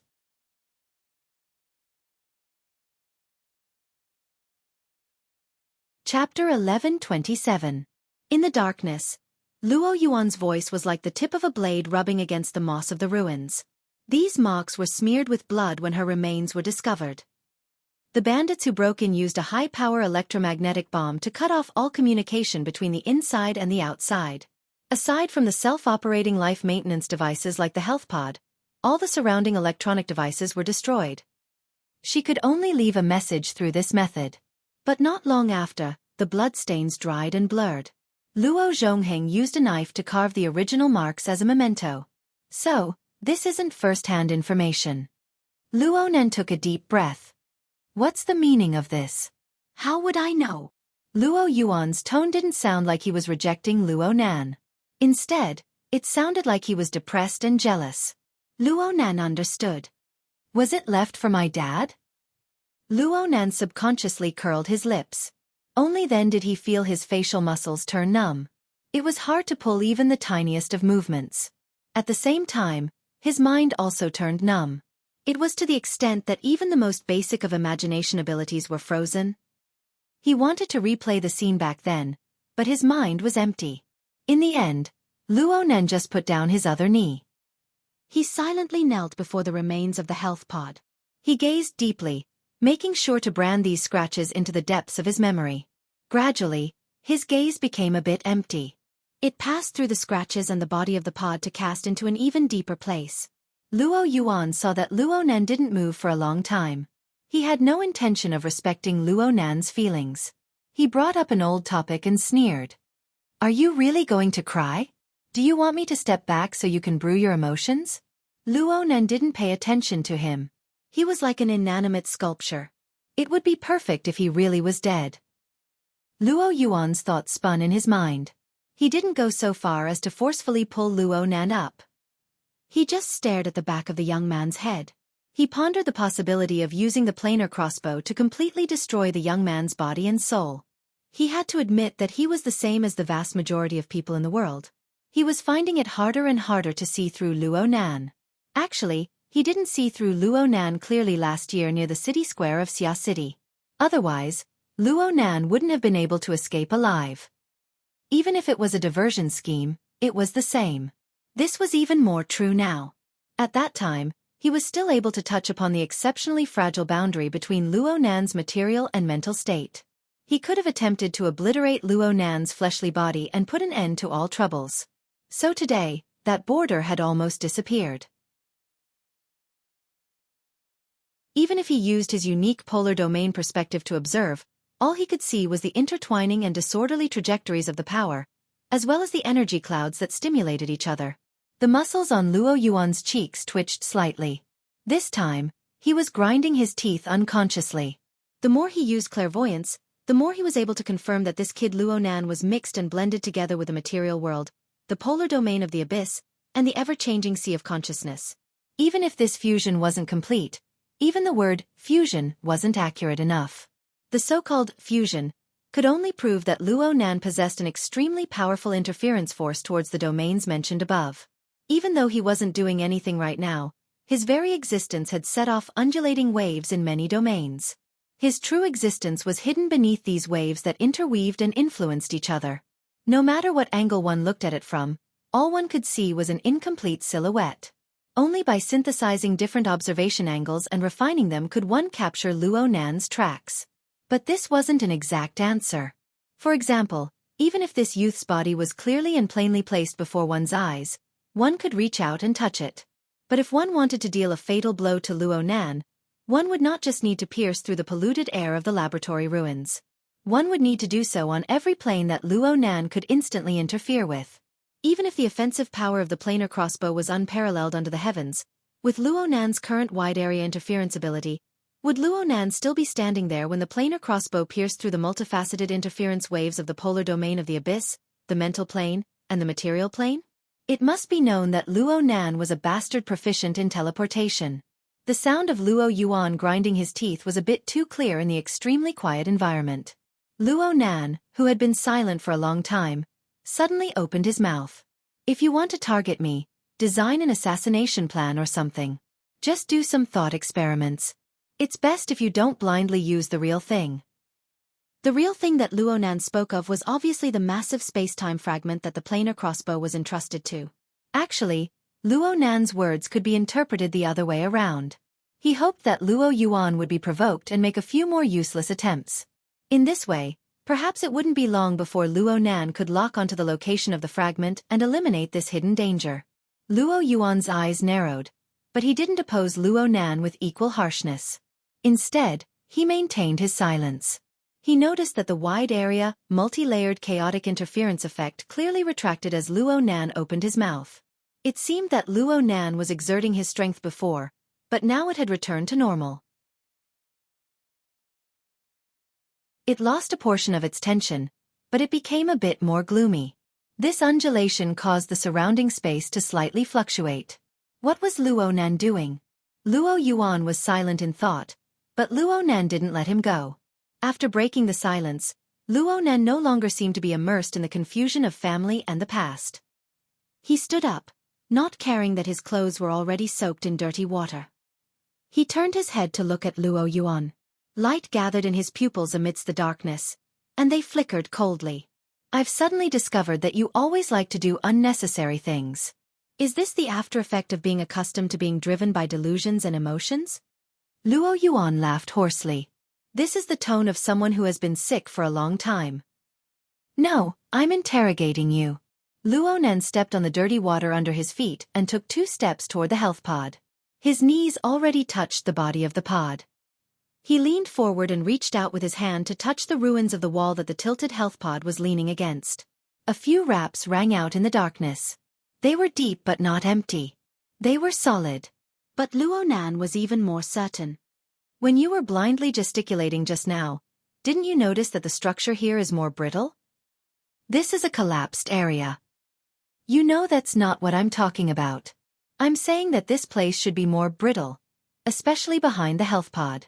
There's clearly a point of contact, but you've isolated it. You should understand what I mean. It's not a good habit to play riddles like an adult. Ah, I'm really sorry.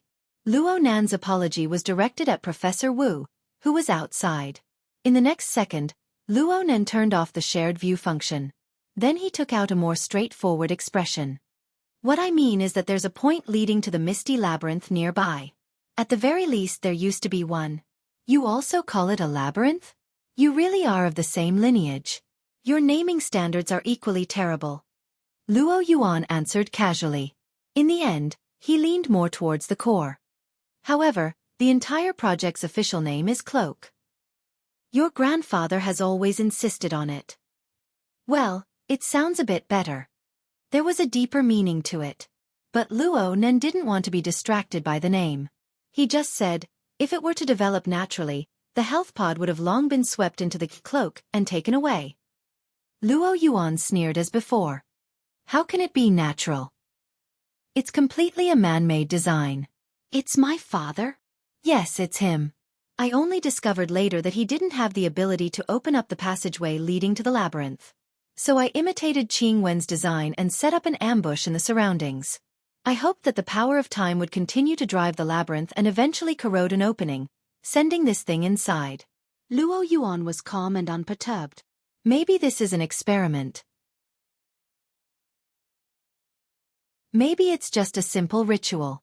But such an ominous thing obviously needs to scram as far away as possible. He raised his voice and heavily kicked out. The kick was still far from the health pod, but it splashed up a sky full of muddy water. It struck Luo Nan, but it was completely blocked by a barrier of nothingness. Luo Nan grew calmer and calmer. So, you imitated my mother's design and created interference? Combined with Dr. Wang's description, my mother's ashes really were sprinkled into the 70 format laboratory. In the cloak across from us? Of course, it was also possible that it was in the cloud world. Dr. Wang didn't have much understanding of the frontier laboratory on the plateau, but Luo Nan, who had already occupied that place, obviously understood what the most meaningful place was. Luo Yuan didn't speak. Luo Nan laughed. This actually wasn't some delightful information, but it was able to give a bit of symbolic comfort in the subtle subtleties of the human heart. After dispelling the misunderstanding, Luo Nan felt that Mr. Luo Zhongheng's work was quite good. Everything was able to be stopped at a point that Luo Nan could accept. In any case, it seemed that the daily connection between him and his mother had become even closer. Luo Yuan must have noticed the minute change in expression on Luo Nan's face. He hissed, "Sure enough, you're the same as Luo Zhongheng. You're both seemingly gentle and selfish ghosts. Could it be that the person in front of me isn't a paranoid person who forcefully pulls others into his dreams?" The direct and childish quarrel didn't continue. Luo Nan felt complex feelings towards this special equipment that had reconstructed the relationship between himself and his mother. Of course, the most fundamental reason was that Luo Nan and perhaps Luo Yuan didn't want to use Bo Qingwen's emotions as a bargaining chip in their endless struggle. Luo Nan just declared, "So be it with the health pod. You two's imitations are quite clumsy. You can let time make the choice in the future. However, you don't need to go to the 70 format laboratory in the future." Is that your private property? Actually, Luo Yuan might not be able to go right now, but he absolutely wouldn't lose in words. Against an official member of the laboratory? Once. Luo Nan simply commented. Luo Yuan's gaze pierced through the darkness. Are you refusing to negotiate, or are you trying to increase your bargaining chips? Negotiate? Ah, sorry. Your paranoid persona is too successful. I almost believe in your nonsense. So in the future, I need to treat you like a professional gene dealer or a terrorist to be more suitable. Am I right? Up to you. Luo Yuan turned around and left through the dirty water. After a few steps, he suddenly turned his head. I'm quite curious. Did you rely purely on your talent to get to where you are now? Or did your dead father leave you enough things? Or maybe he's giving you some pointers. Luonan raised his eyes and looked at Luo Yuan. A moment later he shrugged. I roughly understand what's going on with you. People like you don't know how to live if they can't find their enemies. But what if they don't have any enemies? You can add drama to yourself, to others, or simply draw a target to torment.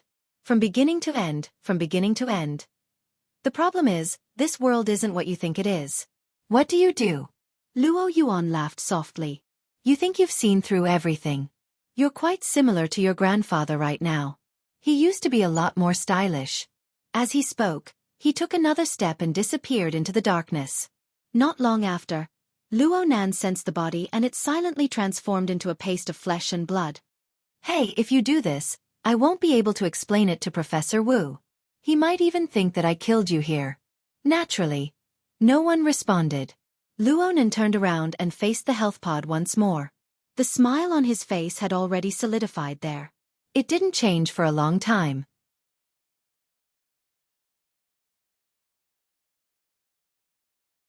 Chapter 11:28. Ruewen floated within the misty maze. The countless fine grains of sand in her surroundings continued to jump about. They didn't have a real trajectory, or perhaps they were just expanding and contracting, striking and repelling each other. These fragmented grains of sand inherited the initial force they received when they were torn apart from their relatively intact state. They also received the effects of countless forces that were of the same or close to the same source, resulting in astonishing complexity. Moreover, the local spacetime of Earth was infected with the support and interference of another set of construction rules. This complexity increased by an order of magnitude, and it continued to grow. There were no rules inherent to ordinary spacetime here, but fragments of similar rules interweaved with each other from time to time, transforming into countless possibilities. There was a peculiar beauty to the process of possibility, its germination and continuation. It was like the continuous spraying of paint on a canvas where not a bit of white could be seen. The flowers that bloomed and withered, constructed by countless coincidences, blossomed and withered in an instant. Of course, actual flowers didn't exist. Only people who truly possessed the corresponding talent and ability were able to glimpse the beautiful and splendid law of possibility. And if one wanted to find and lock onto the most valuable flower within these flowers that bloomed and withered in an instant, then conduct deeper research, not only did one need to possess an extremely strong observational ability, one also needed to have persevering patience, some interference abilities, and even the ability to control oneself. Only then would one's body and mind not be assimilated within this unique and endlessly flowing sea of flowers. Sometimes Ruewen would find it strenuous, but she would quickly get used to it. This was Ruewen's method of perception. Ruewen had been adapting to her own abilities ever since she had awakened through the altar frame that Luo Nan had created. After all, the speed at which her abilities expanded was astonishing. Her extraordinary power had continued to strengthen in the following months, including her long slumber. Moreover, there didn't seem to be a clear barrier or upper limit.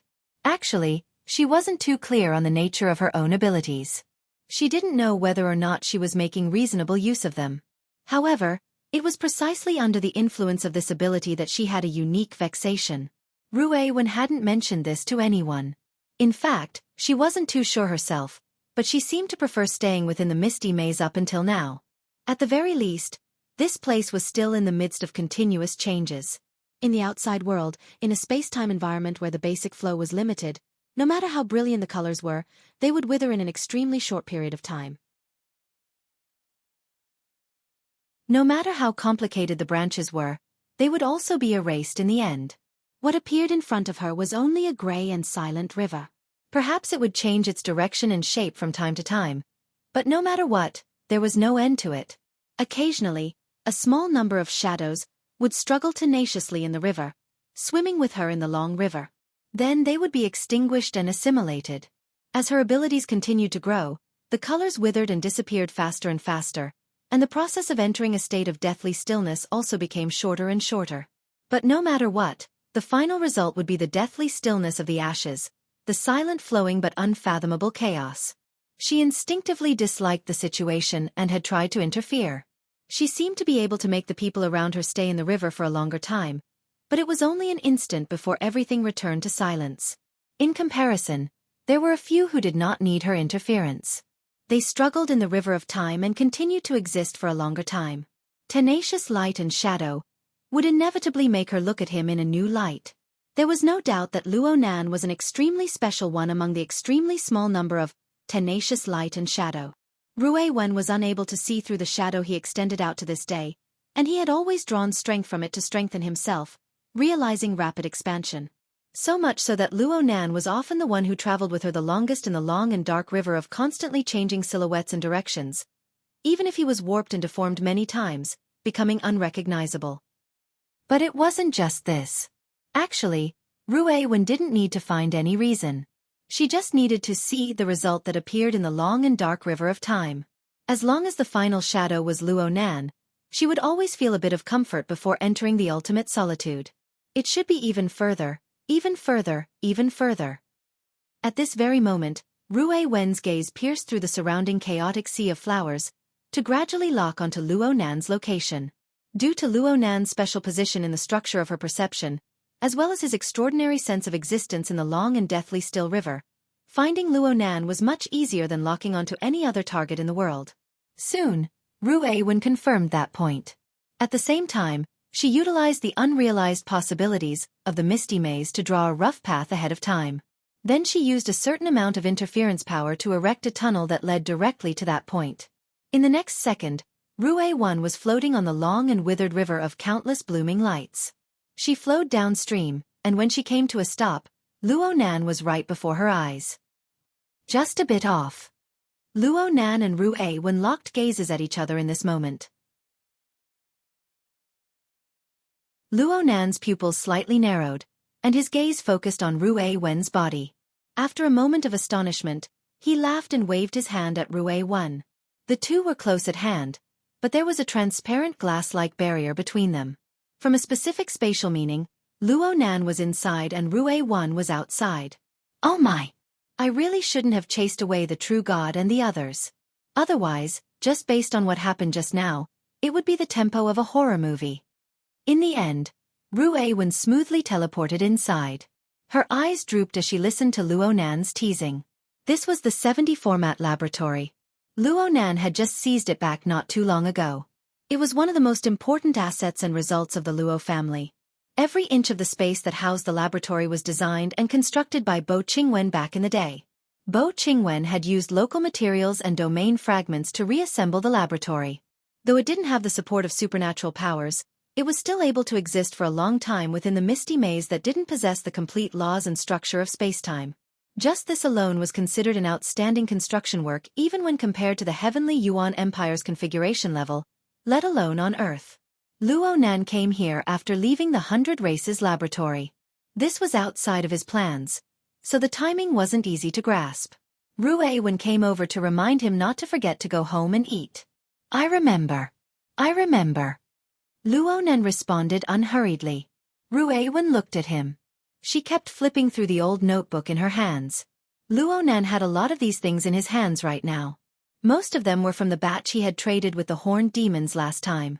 These were all Luo Yuandao's many years of records and experiences. There was a lot of information, and he was still in the process of sorting them out. But recently, he had been carrying the notebook he had personally retrieved from the jadeite light by his side. There was very little meaningful information on it. Most of it was a jumbled mess of lines that seemed to be dream-walking. But these lines themselves contained. At the very least they drew in a special power. Rui Wen swept her gaze over the seemingly meaningless lines on the page. Then she cast her gaze towards the endless sandstorm outside. I ran into Luo Yuan today. Yeah, you haven't really interacted with him. That fellow is quite troublesome. Of course he's even more annoying. Luo Nan habitually engaged in a one-sided chat with Rui Wen. He described today's encounter and poured out his thoughts. That fellow is annoying. His stomach is filled with a pile of secrets. It's going to rot, but he's still very stingy. He talks halfway, and then he thinks of pricing. No, he's just trying to disgust me. Rui Wen withdrew her gaze from the outside world and stared quietly at Luo Nan. But the words he said today had a very strong purpose. He revealed some intentions of wanting to cooperate. But what kind of cooperation can I have with him? A mist labyrinth? Or genetic engineering? The former is more likely, but he should know that I won't spit on this matter. Luo Nan's hands continued to flip through the pages, but the corner of his lips gradually froze. Speaking of which, why do I feel like he's threatening me? He mentioned my grandfather. Speaking of which, the arrangements at the nursing center really can't block the planar crossbow. It'll be hard for me to react in time. Sure enough, it's safest to get rid of such a highly dangerous fellow in time. Ruiwen tilted her head slightly. Do we make our move now? Girls shouldn't easily shout about fighting and killing. Luonan rubbed Ruiwen's head again. Ruiwen lowered her head and let his palm fall on the warm crown of her head. Actually, there's one thing that I'm quite mindful of. Luonan was silent for a moment. Then he suddenly asked for her opinion. Oh Ruiwen, what's your first reaction when you hear this? He's still guiding you? Ruiwen thought seriously. Someone's teaching me? That person? Which one? It doesn't matter which one it is. Let's pick at the words. Both of them say still. This proves that this person has been maintaining contact with me all this time, right? This was how Ruiwen understood it, so she nodded. Then she saw that Luonan was looking at her. His eyes were bright and dark, and the hand pressing down on her head unconsciously increased in strength. Is Luo Yuan just saying this casually, or is he probing something? Is Luo Yuan suspicious, or is someone else suspicious? Is he grasping a clue that I don't know of? There are too many things I don't know. Ruiwen didn't quite understand the meaning of these words. She just knew that Luonan's heart was in turmoil right now. It was absolutely hard for him to calm down. His mouth chattered on and on without stopping for a moment. Though his guidance is completely wrong, Luo Yuan's words and his suspicions must have some other basis, right? If there really are some other clues in a certain corner of the world, then it proves that he's still active recently. Him. Ruiwen keenly discovered that Luonan's target of reference had changed. Luonan's lips twitched. The him Luo Yuan is talking about. My father. Huh. Ruiwen was a bit surprised. Luonan's speech sped up. That's right. If he's alive, I want to see him. If he's dead, I want to see his corpse. If he's alive, not contacting me is his usual style. He should have his reasons. Just like back then. F***CK. Luonan smacked his forehead heavily with his hand as he spat out fragrant words. He simply pressed down without letting go. No. This won't do. I can't follow Luo Yuan's tempo. People shouldn't have too many unrealistic hopes. Am I right? This question added too many uncertainties and negatives, so much so that Ruiwen needed to spend quite a bit of time digesting it before she could truly understand Luonan's meaning. Luonan smacked his forehead once more before she could respond. Yes. We must calm down when it comes to these matters. We won't think about this. We won't think about it today no matter what. Self-hypnosis and self-limitation forced Luonan's thoughts into a more realistic domain. He gritted his teeth and changed the topic.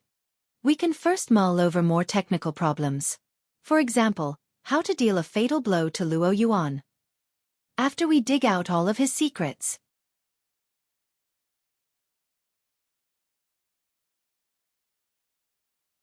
Chapter 1129. At this time, Ruiwen could clearly see how much willpower Luonan used in order to forcefully divert her attention from this matter. His words were tough, but he was clearly a bit absent-minded. Luo Yuan was not on the same level of importance as his biological father. Perhaps Ruiwen's expression was too worried, but Luonan took a deep breath and revealed a smile to her. Don't worry. My mind is very clear. Judging a person's life and death, under the premise of being missing all year round, is a huge project. Wanting to obtain an answer in a short amount of time is the same as searching for evidence in one's imagination. How can there be any results? We need to start from a more realistic point of view when we get back. I know what to do. But as he spoke, he changed the topic again. Of course, Ruiwen didn't remind him. She just listened quietly. Luonan's mouth grew more and more unstoppable. He used words to organize his thoughts and organize his emotions. You must know that my father's last message was left in the tree hole of the withered tree sandbar. From the message, I can be sure that Li Wei and his henchmen were about to kill their way over. My father didn't have any time to move at that time. So, if something were to happen, it could only happen in Xia City and its surroundings. I just looked up some information. President Ouyang was already an extraordinary at that time. The psychic wave network was already in its embryonic form. Perhaps he could provide some information. Also, I believe that my father won't allow himself to be captured without putting up a fight. He will stir up some noise no matter what. The surveillance from that time. The possibility of this being left behind is too small. But even if there isn't, the extra traces created in order to erase the traces are also clues. I will sort through these matters. First, I will cast a wide net. Then I will find important people and links to make breakthroughs. I won't be like a headless fly bumping around randomly. I won't let my emotions and delusions fly. Luo Nan spoke clearly and logically. His train of thought was clear and definite, but Ruei Wen still noticed that he was flipping the pages of the notebook in his hand. But Luo Nan finally succeeded in changing the topic to this point. Come, let's consider the problem of Luo Yuan and the large-scale fragment he occupies. In a certain sense, he and we are neighbors. He relies on the key and password my parents gave him. I believe that even if he studied and explored the mist maze many years earlier than us, his understanding of it is still not as profound as ours. Otherwise, this world wouldn't be what it is right now. Ruei Wen went, Actually, she didn't quite understand. What was the difference between Luo Nan's this appearance and Luo Nan's that appearance? Would it make those mottled colors of life stay a little longer? Luo Nan chattered a few words. His mood seemed to have completely calmed down, and his tone became even more resolute. We definitely know more than Luo Yuan. If he wanted to pry into the core area, it would be very difficult to accurately aim without the external neuron. Without the soul cloak and the altar spider web, he would not be able to withstand the impact of the torrent of information from the other side. He would not even have Luo Yuan. There's also the tree hole, the lens, and of course you, Ruei Wen. That's right. Because of you, not only did we understand the basic structure of the mist maze, but we also gained a preliminary understanding of its changes. If the core area really is as dangerous as we've observed, then I don't believe that Luo Yuan can occupy a sufficiently weighty base there. Therefore, his fragment can only be in the periphery. Luo Nan made an even clearer judgment. According to our observations, the fragments outside the core area are mostly fragmented, but we can't rule out exceptions. Perhaps they were bounced out due to some sort of impact or disturbance in the core area in the past. It's just like the fragments with potential that you predicted. The periphery fragment is quite concealed, and it can be manipulated by Luo Yuan. Its corresponding nature might be that it possesses considerable mobility. Extrapolating from the situation of the planar crossbow firing, this is a possibility. It's like a spaceship traveling through the mist maze. Yes, it's a large tree-hole space. Of course, it might be much more complex and complete. Luo Nan didn't even need to make inferences about what sort of use a fragment drifting outside the core area could achieve. Ruei Wen could find dozens to hundreds of functions, and all of them were quite threatening. Luo Nan muttered to himself, I don't know if Luo Yuan possesses the knowledge to fully utilize the domain fragment's configuration, but it's never wrong to be a bit careful. If we build a pseudoplane in the future, we should start construction near the core area. It's relatively safe. Only then can the possibility of leakage be reduced to a minimum. We can kill it first. Ruei Wen emphasized this opinion once more. From her perspective, this was already a very insistent attitude. Luo Nan waved his hand. I really want to kill it right now, but this isn't a question of whether I want to or not. There are all sorts of troublesome matters right now. It's not worth it to take the initiative to waste a large amount of energy for the sake of a character whose standpoint isn't particularly clear. And with the concealment of the fragment's influence, killing it in local spacetime might not be a fatal blow. Even you, Ruei Wen, would find it difficult to find that fellow in the misty maze. Am I right? Indeed, locking onto a target in a short period of time within the boundless and chaotic misty maze might be even more difficult than exploring the core area.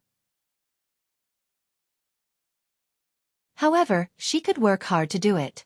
This was the most proactive and safest method.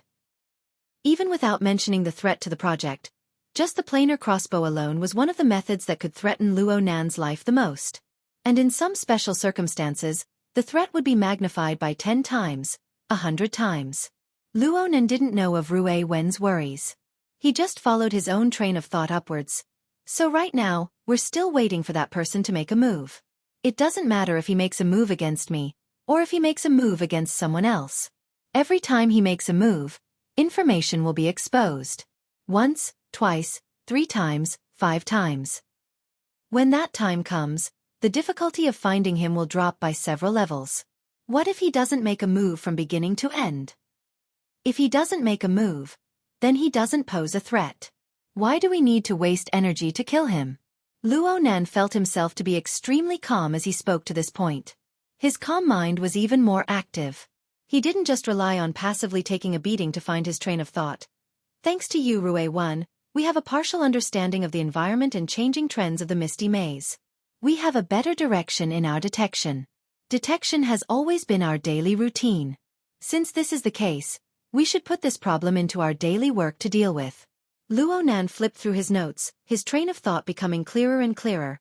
Since I have some memories and knowledge of the nature of the planar crossbow, as well as today's harvest, I might as well organize them a step further. I'll find a few key points to use as reference. Reference? Rui Wen was puzzled. What I'm saying is that we should write a program for these characteristics. We should also install a plugin for the tree hole and the lens. We should pay attention to gathering information in this aspect when we scan the Misty Maze. We can organize and analyze them later. It would be best if we can find a few high-priority suspicious points to compress his activity space. We should do our work in advance. It would be best if we can accomplish this. It's fine if he doesn't make a move, but if he does make a move, then don't give him the chance to make a move. Rui Wen thought for a moment and nodded in agreement. Luo Nan closed his notebook. Okay, let's go to the tree hole space. Let's ponder over how to extract the information from that fragment. Oh, but... Rui Wen wanted to remind Luo Nan that it wasn't long until dinner time. But Luo Nan's mood clearly took a turn for the better at this time. Perhaps he was deliberately trying to mobilize her, even taking the initiative to propose. Come, Rui Wen. Let's have a race. Let's see who gets there first. Okay. I'll count. 3, 2. Begin. Luo Nan's figure instantly disappeared. This was obviously a spatial shift, but he was unable to be like Rui Wen in the chaotic environment of the Misty Maze. It was impossible for him to be like Rui Wen and directly perform a resonant shuttle. The safest route was to first jump to the local spacetime. Then, he would use the Luo clan's sandwich domain to perform a second jump. There was an extra step in the chain. It was clear that there was no chance of victory. Rui Wen even had the leisure to sigh. She erected a bridge amidst the gorgeous sea of flowers. Her body and soul blended together as she teleported in an instant. Luo Nan flashed inside a second after Rui Wen stepped into the gray and white monotonous treehole space. Oh my! You lost again? Yep. What do you want? Big brother will buy it for you. Rui Wen finally had the chance to say those words. You said you were eating dinner at home. Is it time yet? Luo Nan looked at his watch, then he laughed. Not yet. There's still a bit of time. Let's first see if we can make an embryonic form of the plugin. Then it would really be a bit too much. Rui Wen was able to see the foreordained future. Right now, Luo Nan had finally succeeded in stirring up his emotions. He spoke faster. Aside from this plugin, I still need to properly research another. Look, Rui Wen. This. Luo Nan drew in the air in the manner of presenting a treasure. The trajectory appeared to be chaotic, but Rui Wen was able to recognize that this should be a fragment of a configuration. However, its evolutionary trend would always be interrupted at inappropriate times. Clearly, its function wasn't perfect, but it seemed that there was an external interface. She couldn't make out any more information. She could only cast her gaze over and wait for Luo Nan's explanation. This is my big discovery today. It's in that health pod. According to what Luo Yuan said, this was left behind by my mother. I feel that he wouldn't lie about this sort of matter. Luo Nan drew this fragment once more. You should be able to see that this is a kind of configuration. It's incomplete, but it's the kind of incomplete that comes after being split apart. It should be used in some sort of relatively complete configuration system. Let's go with this for the time being. Ruewen tilted her head slightly. It has a specific use? That's exactly what I mean. Luonan turned around and walked inside the tree hole. He spoke as he walked. I'm not sure for now, but I have a premonition that the message my mother left behind in this manner should be highly related to the research of the laboratory back then. Wasn't the tree hole one of the key points of their research back then? The 70-format laboratory, the pincer-shaped corridors, one on each side, all of them in the form of tree holes. The husband and wife also cooperated and competed. There's nothing more suitable than this. Heh, this is what Luo Yuan told me. Luo Nan spoke of the secret information he had heard in the 70-format laboratory back then with the soul-fostering horned demon. Ruewen wasn't too clear on this. She just followed silently. The two soon arrived at the core region of the second floor of the tree hole. They arrived before the star atlas of the mist labyrinth displayed by the lens. Luonan didn't look at the star atlas. He just walked in circles around them. He even extended his hand to touch the inner wall of the special material and structure. I went to the remains of the tree holes on both sides of the corridors when I was in the laboratory. The damage was probably too severe, so I didn't discover them. However, if they really are related to the tree holes, believe it or not, my old man will certainly use them in the subsequent designs, Ruewen. So, I'm going to flip through the blueprints my old man left behind to see if there's a similar structure. Of course, there might be some deformations. Ruewen thought for a bit. It'll take a lot of time. Yeah. Considering the factor of the deformations in the subsequent designs, I'll need to comb through everything anew. I'll need a bit more time. Why do I feel like everything is piled up together? Oh, now that I think about it, Luo Yuan taking the initiative to jump out has stirred the situation more and more complicated. This bunch of bastards. They can't be thinking of using fatigue tactics, right? Reality seemed to want to nail Luo Nan's judgment to the wall. He was destined to have a life of toil in recent times. It wasn't even until the morning of the next day. In the wee hours of the morning, Ruewen was still in her own room, earnestly researching the future trends of the mist labyrinth. She was trying to find even more definite and valuable information within that splendid sea of flowers. Mo Peng, who lived downstairs, tiptoed up the stairs at this time to knock on Luo Nan's door. This action of his could not be hidden from anyone at all.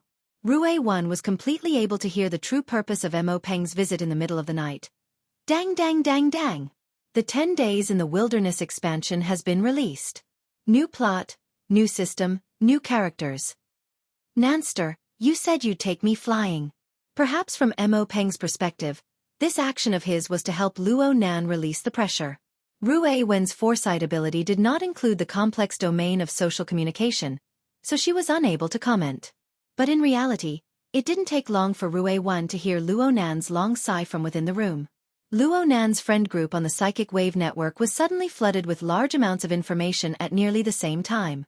The hexa ear vibrated, and all sorts of notification sounds rang out in the air. Ruewen was able to sort out the general thread of information very quickly, even though everyone's words were a bit emotional. Among the pile of information, 10 Days in the Wilderness hardcore fan Bamboo Pole's ridicule was the most representative.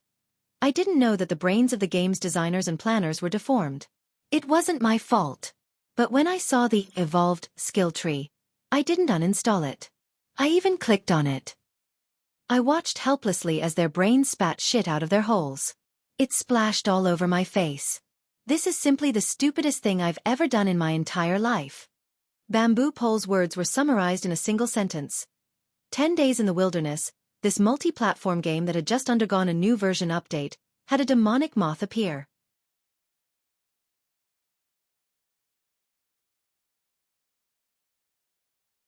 Chapter 11:30. Time flew by amidst the sudden outbreak of chaos. In the blink of an eye, it was morning again. Monday mornings were always particularly busy. Many people needed to regain their rhythm. Ruewen sat at the dining table for almost 5 minutes before Mo Peng, with a pair of panda eyes, yawned and sat next to her under Madame Luo Shuqing's kind care. His already round face was obviously swollen. When he looked at the neatly arranged plates and the dishes that were even more orderly and soulless, he suddenly lost his spirit. He slumped on the table and groaned. Why, old Mo? Where's my father? I urgently need a high-sugar, high-fat, high-protein diet. Madame Luo Shuqing replied with a smile. Your father only slept 3 more hours than you did. He left home at 4 in the morning and is now working to support the family. Unlike a certain someone who wastes his time, money, and life. Mo Peng tried to cover his ears with the table, but he could only block one side. Caught overnight? Mo Ya, who had to eat diet meals frequently due to the limitations of her industry, had a certain tolerance for the old Mo's environmentally friendly cuisine of the household artificial intelligence, especially when there was someone to gloat over. I'm the victim. Mo Peng hit the table with half his face, but he said weakly, I really didn't want to stay overnight. It was Nanster who grabbed me and cleared the expansion in one night. He's biting the hand that feeds him. This kind of game should be slowly tasted and familiarized with the characters and data bit by bit. There's no experience in forcefully clearing the game. Moya raised her eyebrows. What a surprisingly good reason to indulge. If I let myself go, I'll fall asleep in his bed, okay? I won't be forced to clear the game by him and not even get a thank you in the end. Oh, how pitiful. It looks like I pulled you down too early. As Mo Peng's mother, Madame Luo Shuqing still knew her son. She didn't really think of her son as a hopeless degenerate. She was just puzzled. Nan Nan isn't addicted to games? He's not playing games. Mo Peng had no appetite and only wanted to express himself. Who plays games in the work area, takes notes, checks data, and holds conference calls? He's not even that serious when writing a thesis. 10 days in the wilderness. If I touch it again in 10 days, I'll chop off my hand. Sure, I'll buy some pork trotters for you in advance. Emoya saw through Mo Peng's words with a glance. Then she turned her gaze to the other side. 10 days in the wilderness. Ruiwen, did you know? What happened? Ruiwen thought it over very seriously, but it was truly rather difficult to describe the situation in concise terms. The sound of hurried footsteps rang out at this time. Luonan scuttled down the stairs. He didn't even stop by the dining table. He just hurried over and said, I'm going out. Luo Shuqing raised her voice. You're not eating. There's a meeting over there. Let's all go together. We won't starve. With that he disappeared. Around the table, apart from Ruiwen, the other 3 were all sighing, although their hearts were subtly different. Emoya continued asking, is there a problem with the new expansion pack? Ruiwen recalled the information she had received last night and nodded silently. As for what the problem was, she still couldn't say for the time being. Emoya kicked her brother with her long legs. Hey, you've been playing all night. Other than the dark circles under your eyes, don't you have any useful information? I do have information, but I don't dare to ask if it's correct or not. Mo Peng grunted twice, but he still struggled to get up under the gazes of his mother and sister. He did his best to recall. First of all, it's definitely the game settings. The new expansion pack released an entire series of heroes, as well as the corresponding evolutionary tree. It's related to controllable mutant new humans. This smell is a bit off when I carefully touch it. Breakfast had turned into a seminar at the last minute. Undoubtedly, it greatly affected the proper schedule. But of course, it was impossible to come up with an effective judgment and opinion in this sort of environment, let alone a feasible plan. In the end, everyone could only go to work and school. Today, it was Mo Ya's turn to send Ruiwen to school. Monday's especially congested traffic made it impossible to have a lightning-fast experience, even if one sat in Mo Ya's red supercar. From Ruiwen's perspective, this was undoubtedly an extremely inefficient action. But it was also an effort to extend the vividness of color. She didn't have any clear thoughts of rejecting color itself. But by choosing this method, the time spent researching the misty labyrinth and chaotic sea of flowers would inevitably be allocated to the city's traffic layer and the high-rise skyscrapers. It would be equally chaotic, but it would quickly turn gray matter and turn chaotic in the real world. Ruiwen knew that what she saw was only the current conditions and the foundation of the known information. It was a process of rolling forward all the way to the end. In theory, every second would change, and every second could bring about entirely different results. But the reality was that the trend would never change even after watching 1,000 times. As for the details, those fleeting details were admittedly brilliant purple and brilliant red. But if one truly studied them in earnest, one would inevitably have a sort of meaningless, doubt, or self-awareness. Well, Rue Wen wasn't too clear on what meaning was. But she had lived by Luo Nan's side for a long time. She had experienced the troubles that plagued Luo Nan at all times. It was as if an invisible whip was lashing him forward. She couldn't help but feel that wasting time like this was definitely wrong. The problem was that Luo Nan himself was currently in the same situation. From Rue Wen's point of view, Luo Nan had similarly invested his limited energy into the details of the endless appearance, the branching, and the rapid decay into chaos. Perhaps this wasn't his original intention, but in this complex and confusing real world, there would always be factors like this and that would affect him. For example, the sudden game expansion pack event. Actually, Rue Wen didn't really understand why Luo Nan cared so much about this matter. She couldn't judge whether or not Luo Nan's methods were correct. This was because she couldn't eliminate the possibility of the tributary eventually becoming the mainstream, even though it would ultimately return to deathly stillness. Rue Wen was confused, but the only target she was willing to use as a reference in most situations was Luo Nan. She hoped to be able to understand and imitate this pattern. Perhaps this would help her create a greater separation from the long river of deathly stillness. She wouldn't fuse with it too early and sink into the endless chaos. Rue Wen instinctively didn't wish for this to happen, even though she couldn't find a clear dividing line right now. She couldn't tell if she was detached from the outside, or if she herself was a part of this long river of deathly stillness. Was she observing the final destination of all things, or was it the occasional surging waves of the river intertwining with the real world and separating from it? Rue Wen looked out the window, but she saw her own reflection in the glass. In the environment where the light inside and outside collided and flowed, and in the blurry mirror carrier, the image on it seemed to be wriggling and changing, as if it would peel off the shell at any time and jump out of it completely different. Her fingers touched the window as well as the shadow.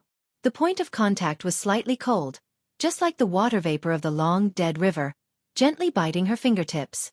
However, was she above or below the water? Aside from Luo Nan, Moya was the person in the family who was the most familiar with Rue Wen. It was also because they were familiar with each other that they didn't intentionally disturb each other in this silent atmosphere. Most of the time, it was quiet in the car.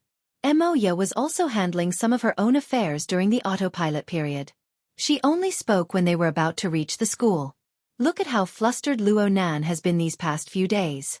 Don't add to his troubles in other areas. Rue Wen looked away from her own mirror and turned to look at her. I'm talking about those messy matters on the internet. Cut them off when it's time. I'll talk to the company and BHD. If you run into those paparazzi or gossipy women at school, hide if you can. Strive to cool things down in these 2 days. Rue Wen pondered seriously for a moment. I'll just skip class. Then am I an accomplice or the main culprit? Rue Wen still lacked this sort of sensitivity. She didn't respond at all to Moya's teasing.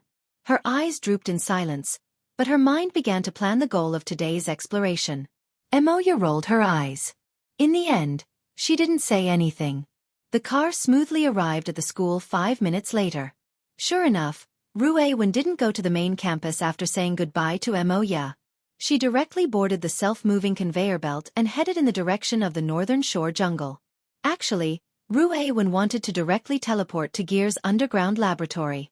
However, she had truly become famous during this period of time. There were people staring at her practically every second she walked on campus. It was extremely difficult to find a suitable visual and psychological blind spot in this sort of environment. She could only spend a bit more time like a normal student. She transferred from the self-moving conveyor belt to the school's tram until she reached the outskirts of the Northern Shore jungle. But at this time, a normal student's direction of activity was certainly the opposite of hers. Rue Wen ignored the strange gazes she received along the way. She prepared to enter deep into the jungle and directly jumped to the laboratory when the time came. A loudspeaker sounded from behind her at this time. Hey, Luo Xiang! Junior sister Rue Wen. The person in front of her first said Rue Wen's registered name at school, but he felt that it was too unfamiliar. He imitated Luo Nan's usual way of addressing her, using a more intimate form of address. The problem was that Rue Wen didn't turn her head at all. It was as if she didn't hear his greeting at all. She directly walked across the long river that cut through the forest, connecting the southern shore and the northern shore with the 9-bend bridge. The person behind her jumped off the sightseeing car and hurried 2 steps forward. His mouth didn't stop. Do you recognize me? I'm Au Quebec. We've met before. Ruewen didn't remember. She continued to walk forward, and the fellow called OK kept up with her. He chattered endlessly next to her ear. Ruewen, aren't you going to class at this time? Even though your behavior isn't too good, it's quite interesting when you do it. One of the most valuable things about the mystic arts is that it's interesting. Plus, you're quite mysterious. Ruewen followed Moya's teachings and maintained silence in front of the gossipy woman. But OK didn't have the slightest intention of restraining himself. You want to go to Gear? Have you eaten breakfast yet? The water chestnut cakes here are surprisingly authentic. I'll treat you. Oh my. OK subconsciously cried out. The reason was because he had just crossed the Nine Bend Bridge and stepped onto the northern shore paved with gravel and grass. There was a brown shadow that passed through the morning grass and trees that were still a bit damp. The brown shadow pierced out from the side and charged straight at him. OK nearly kicked it out.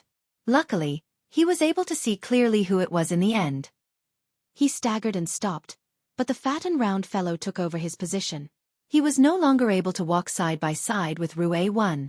The fellow that leapt out clearly occupied a good position, but he didn't dare to rub against Ruewen's body. He just excitedly spun in circles beneath her feet. His long tail whipped against the mud, rocks and grass, making popping sounds. This was without a doubt Jerry. OK often saw him in the society. He knew that he was Xie Juanping's adopted son, one of the group favorites in Luo Nan's circle of friends. He would drill in and out of the bosom of Luo Nan's extremely beautiful friends of the opposite sex, including Ruewen. But what OK didn't know was that this little thing looked like a common muskrat in the jungle swamp area. In fact, it had a mysterious and complicated history. From what he knew so far, it had once undergone precise modifications by Luo Zhongheng. It had stored a large amount of critical information. Normally, it would do some cleaning work in the tree hole of the withered tree sandbar. It could be said that it was precisely because of Jerry's existence that the letter Luo Zhongheng left for Luo Nan, the building structure of the tree hole, and other information were perfectly preserved. Ever since that matter, this muskrat's position in Luo Nan's heart had changed. But Ruewen, who was the first to introduce Jerry to Luo Nan, still had the same attitude towards this little thing. She didn't stop walking, and Jerry followed by her side in a well-behaved manner. Its fat body achieved a perfect blocking position within the narrow jungle path. It made it impossible for OK to walk side by side with Ruewen no matter what. OK could only fall behind by a body's length. He raised his voice and did his best to strike up a conversation with Ruewen. Speaking of which, you're not wasting your energy on your schoolwork. Are you really preparing to debut? Even though Ming Tang culture's hype isn't that brilliant, I still believe in you. A girl with such boldness like yours will succeed in any field. In the entertainment circle, more people will be able to see and appreciate your beauty. That kind of boldness and mysterious beauty. When the time comes, I'll definitely be a fan of you. Yep. Actually, I'm a fan right now. OK didn't hesitate to use overflowing words of praise. He clearly expressed his family's attitude, but Ruewen still didn't pay attention to him. OK furrowed his brows a bit, but he soon calmed down. This was how cool it was.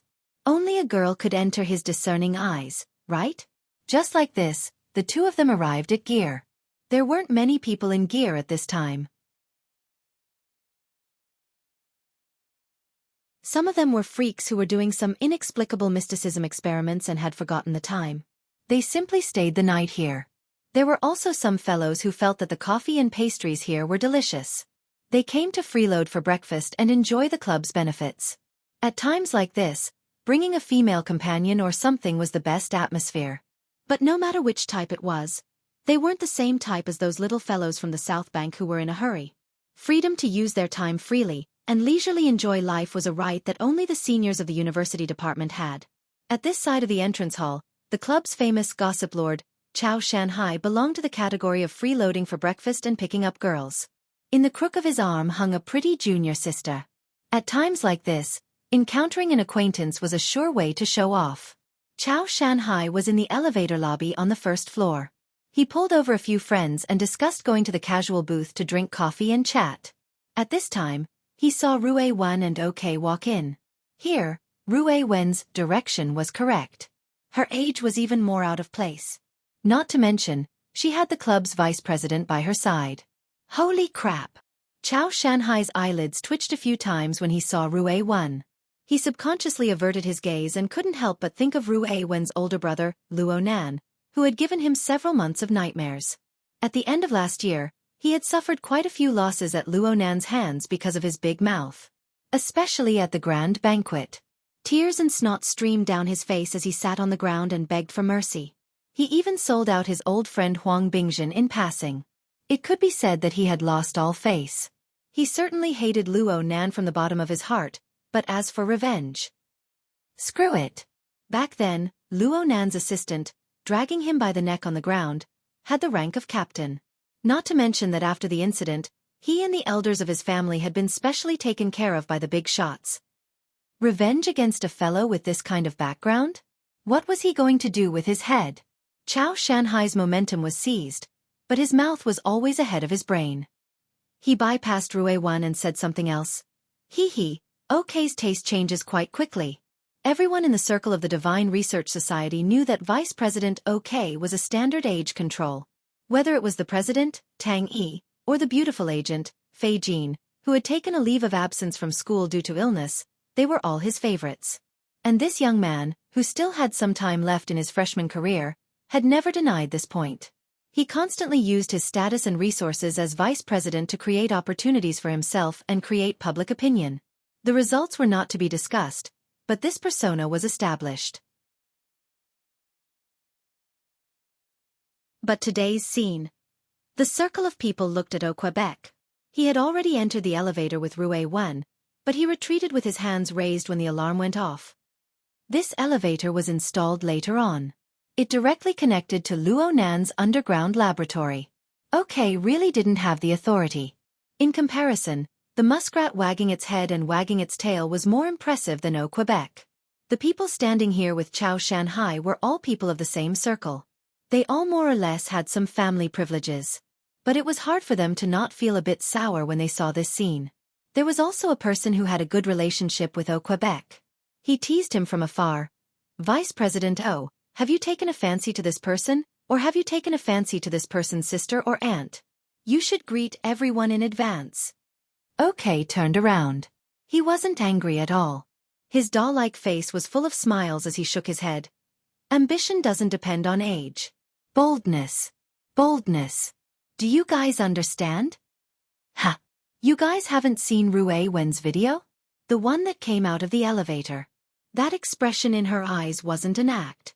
It wasn't an act. It was completely natural. Her charm was limitless. In comparison, she... OK spoke to this point and saw that there were girls here. He chuckled and bypassed the comparison. He rubbed his hands. Besides, my emotions are very pure.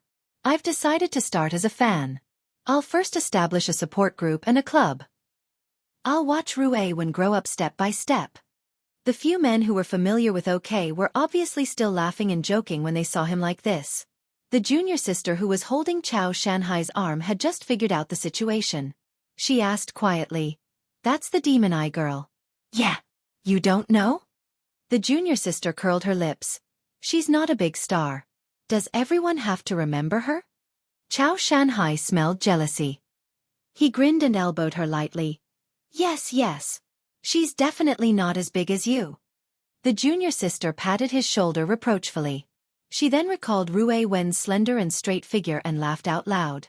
She moved closer to Chao Shanhai's ear and said, "Fortunately, she's wearing a dress. But it shouldn't be bad to change it. Are you sure you didn't get the wrong gender? This kind of thing is very popular now." Chao Shanhai rolled his eyes and slapped the junior sister to make her shut up. He didn't want to offend OK because of a woman's jealousy. Most importantly, he absolutely couldn't offend Rue Wen and the person behind her. The problem was that his attitude wasn't firm enough. The junior sister's train of thought was a little off. "That's right. Look at this. Luna just changed the desktop. Isn't it super cool? But I heard it's a woman." Chao Shanhai didn't have the leisure to look at the shared resources between the girls. But when the projection area was turned on, he still had to politely glance at it. Then he couldn't pull it out. At this time, the junior sister also made a sound of surprise. She discovered new information from the desktop picture. This person? She raised her head to look at the elevator door. Apart from the metal door, she obviously couldn't see anything else. But Chao Shanhai could clearly see it from the projection area. The figure that took up 2/3 of the picture seemed to be a boxer by profession. He was bare-chested, revealing the lean, hard, and smooth lines of muscles. He raised his forearms and clenched his fists, assuming a defensive stance in combat techniques. This stance covered most of the person's face. But the half that was exposed was really delicate and pretty. Moreover, he wasn't old and still had a childish air to him. Of course, what left the deepest impression was that cold and gloomy eyes that seemed to be able to absorb and gather light. They gave this flat picture a vivid and vigorous feeling of power. It was as if in the next moment, he would quickly and violently throw a punch and directly attack a powerful enemy. Just as OK had said, "Courage!" The corner of Chao Shanhai's mouth twitched. His eyes also half squinted. He subconsciously bypassed the lines of the upper body and focused on the head area. He began to evaluate. If the person in the picture had hair a little longer, cheeks a little more plumpness, and wore Acumen School's uniform, then, holy shit! It was also at this time that OK's line of sight shifted and circled around the palm-sized projection area. In the next second, his entire body was sucked in and he cried out involuntarily, "Rue Wen!" Chao Shanhai shuddered involuntarily.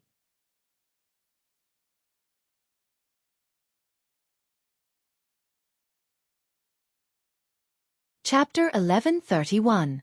In the conference room of the Shangding building, the atmosphere was strange and depressing, although it had nothing to do with silence.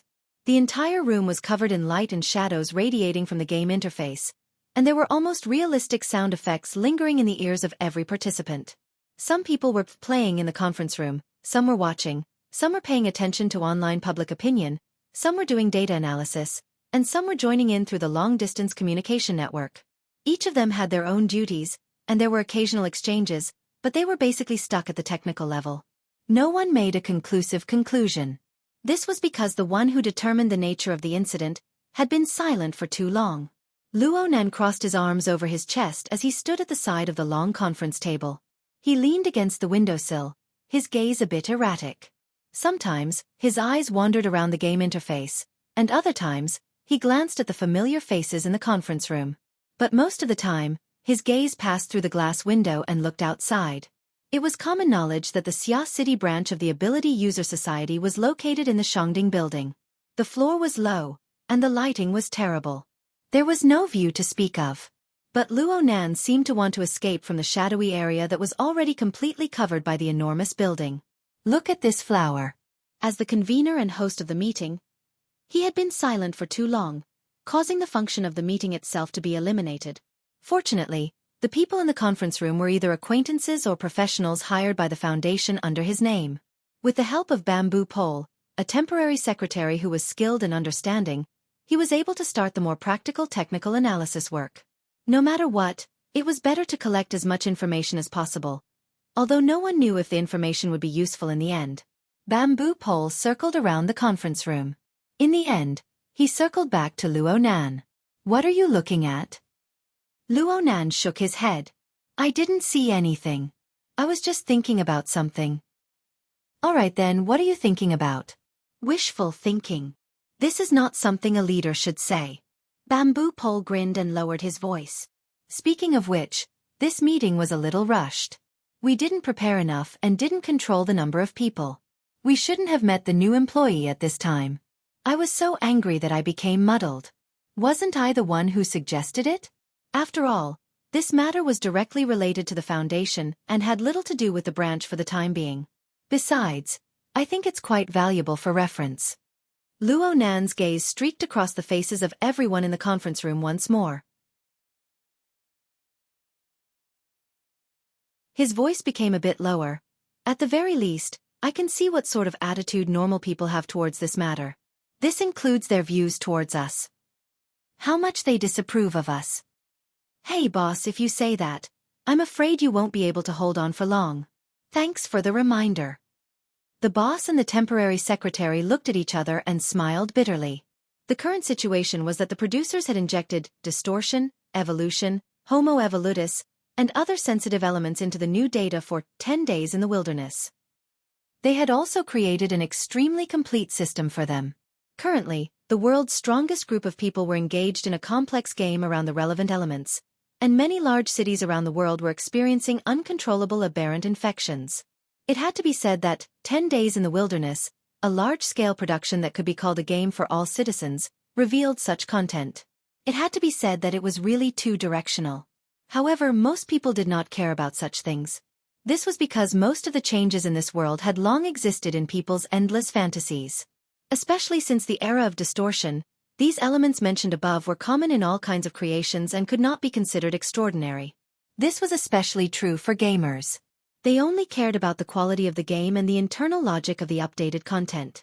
It would have been fine if the game was really terrible, but the quality of this new content was quite outstanding. The graphics and playability were both extremely strong, and there were no obvious logic bugs in the content. It was extremely attractive.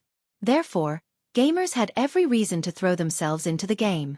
They could swim freely within the large amount of content provided by the game. They could call friends, play online, or pursue achievements and trophies one after another.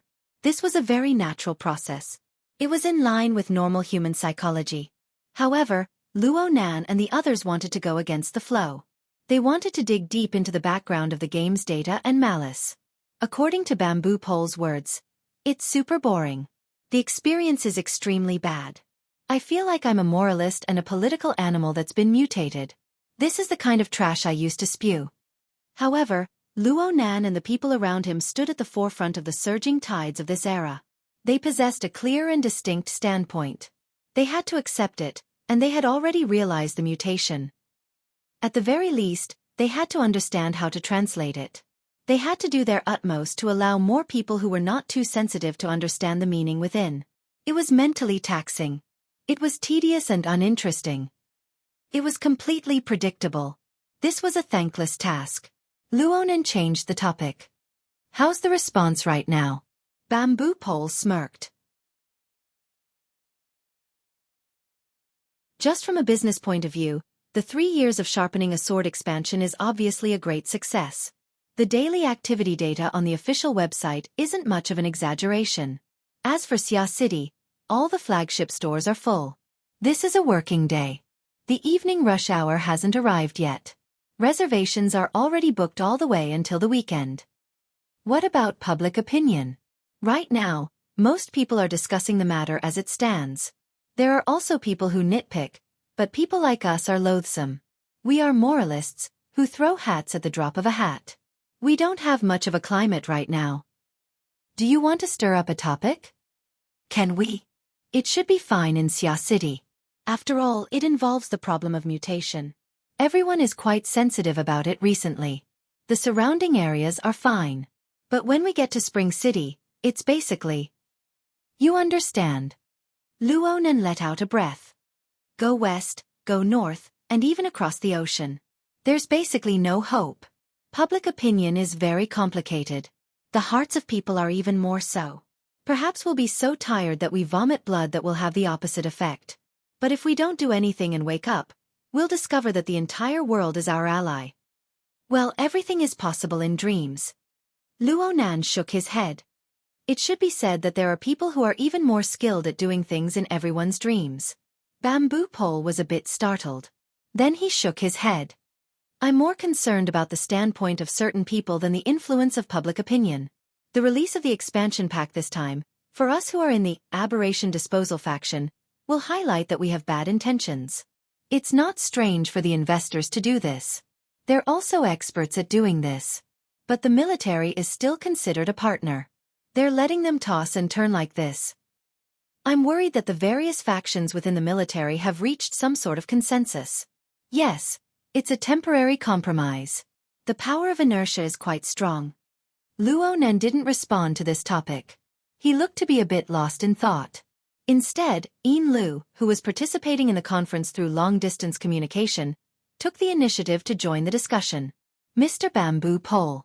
According to our intelligence, the military doesn't have a clear attitude. Perhaps it can be said that the investors are taking advantage of the unclear opinion environment within the military to complete this probing jab. After all, it's only the public beta testing phase right now. There's too much leeway to maneuver. No, it's not a probe. Luo Nan's gaze turned to look outside the window. His gaze was still erratic, but his tone had never been this certain since the start of the conference. This is an official method. There's nothing more official than this. Inla didn't dare to say anything more. Bamboo Pole spoke in a probing manner. It seems that this kind of interference and pressure isn't much for the work of the global census. It's not interference, nor is it pressure. It's a scramble. Huh. Luo Nan pointed at his own head. Scramble to land on the beach ahead of time. Occupy the high ground. This is to pave the way for the mutant new humans. Bamboo Pole locked gazes with Lu, who was thousands of miles away. Bamboo Pole asked, "Are you talking about the environment of public opinion?" "No, it's the solution." Luo Nan extended his hand and tapped on the nearby AR image. Right now, the employee in charge of conducting the game test had just completed a mission and obtained skill points. He was preparing to climb the evolution tree, but he was a bit hesitant. Luo Nan reminded him, "Do brainless gene cultivation in the internal cultivation stage. Don't be in a rush to take shape. First accumulate enough points in the petri dish." The employee went, over and over again, but he still did as his new boss said. Luo Nan turned around to face Bamboo Pole and Lu. He grinned. "I think this will work. It's not just in the game." His wristband vibrated before he could finish speaking. He looked at the caller ID and ignored the confused Bamboo Pole and Lu for the time being. He picked up the phone. "Brother Ping, what's up?" Xie Juanping's voice came from the other side. "Nanster, did you get into a conflict with that baby OK again in the past 2 days?" Who? Luo Nan didn't react in time. "It's that vice president of the Divine Research Society. The baby-faced guy who nearly burned down Withered Tree Sandbar last year." Luo Nan went, twice. He finally recalled a bit of his memories and denied, "No, I haven't seen him in this period of time." "Then that's strange. This kid called me in such a hurry to get your contact information. I asked him what he wanted, but he didn't say." "Speaking of which, you've really been protected by mysteries lately.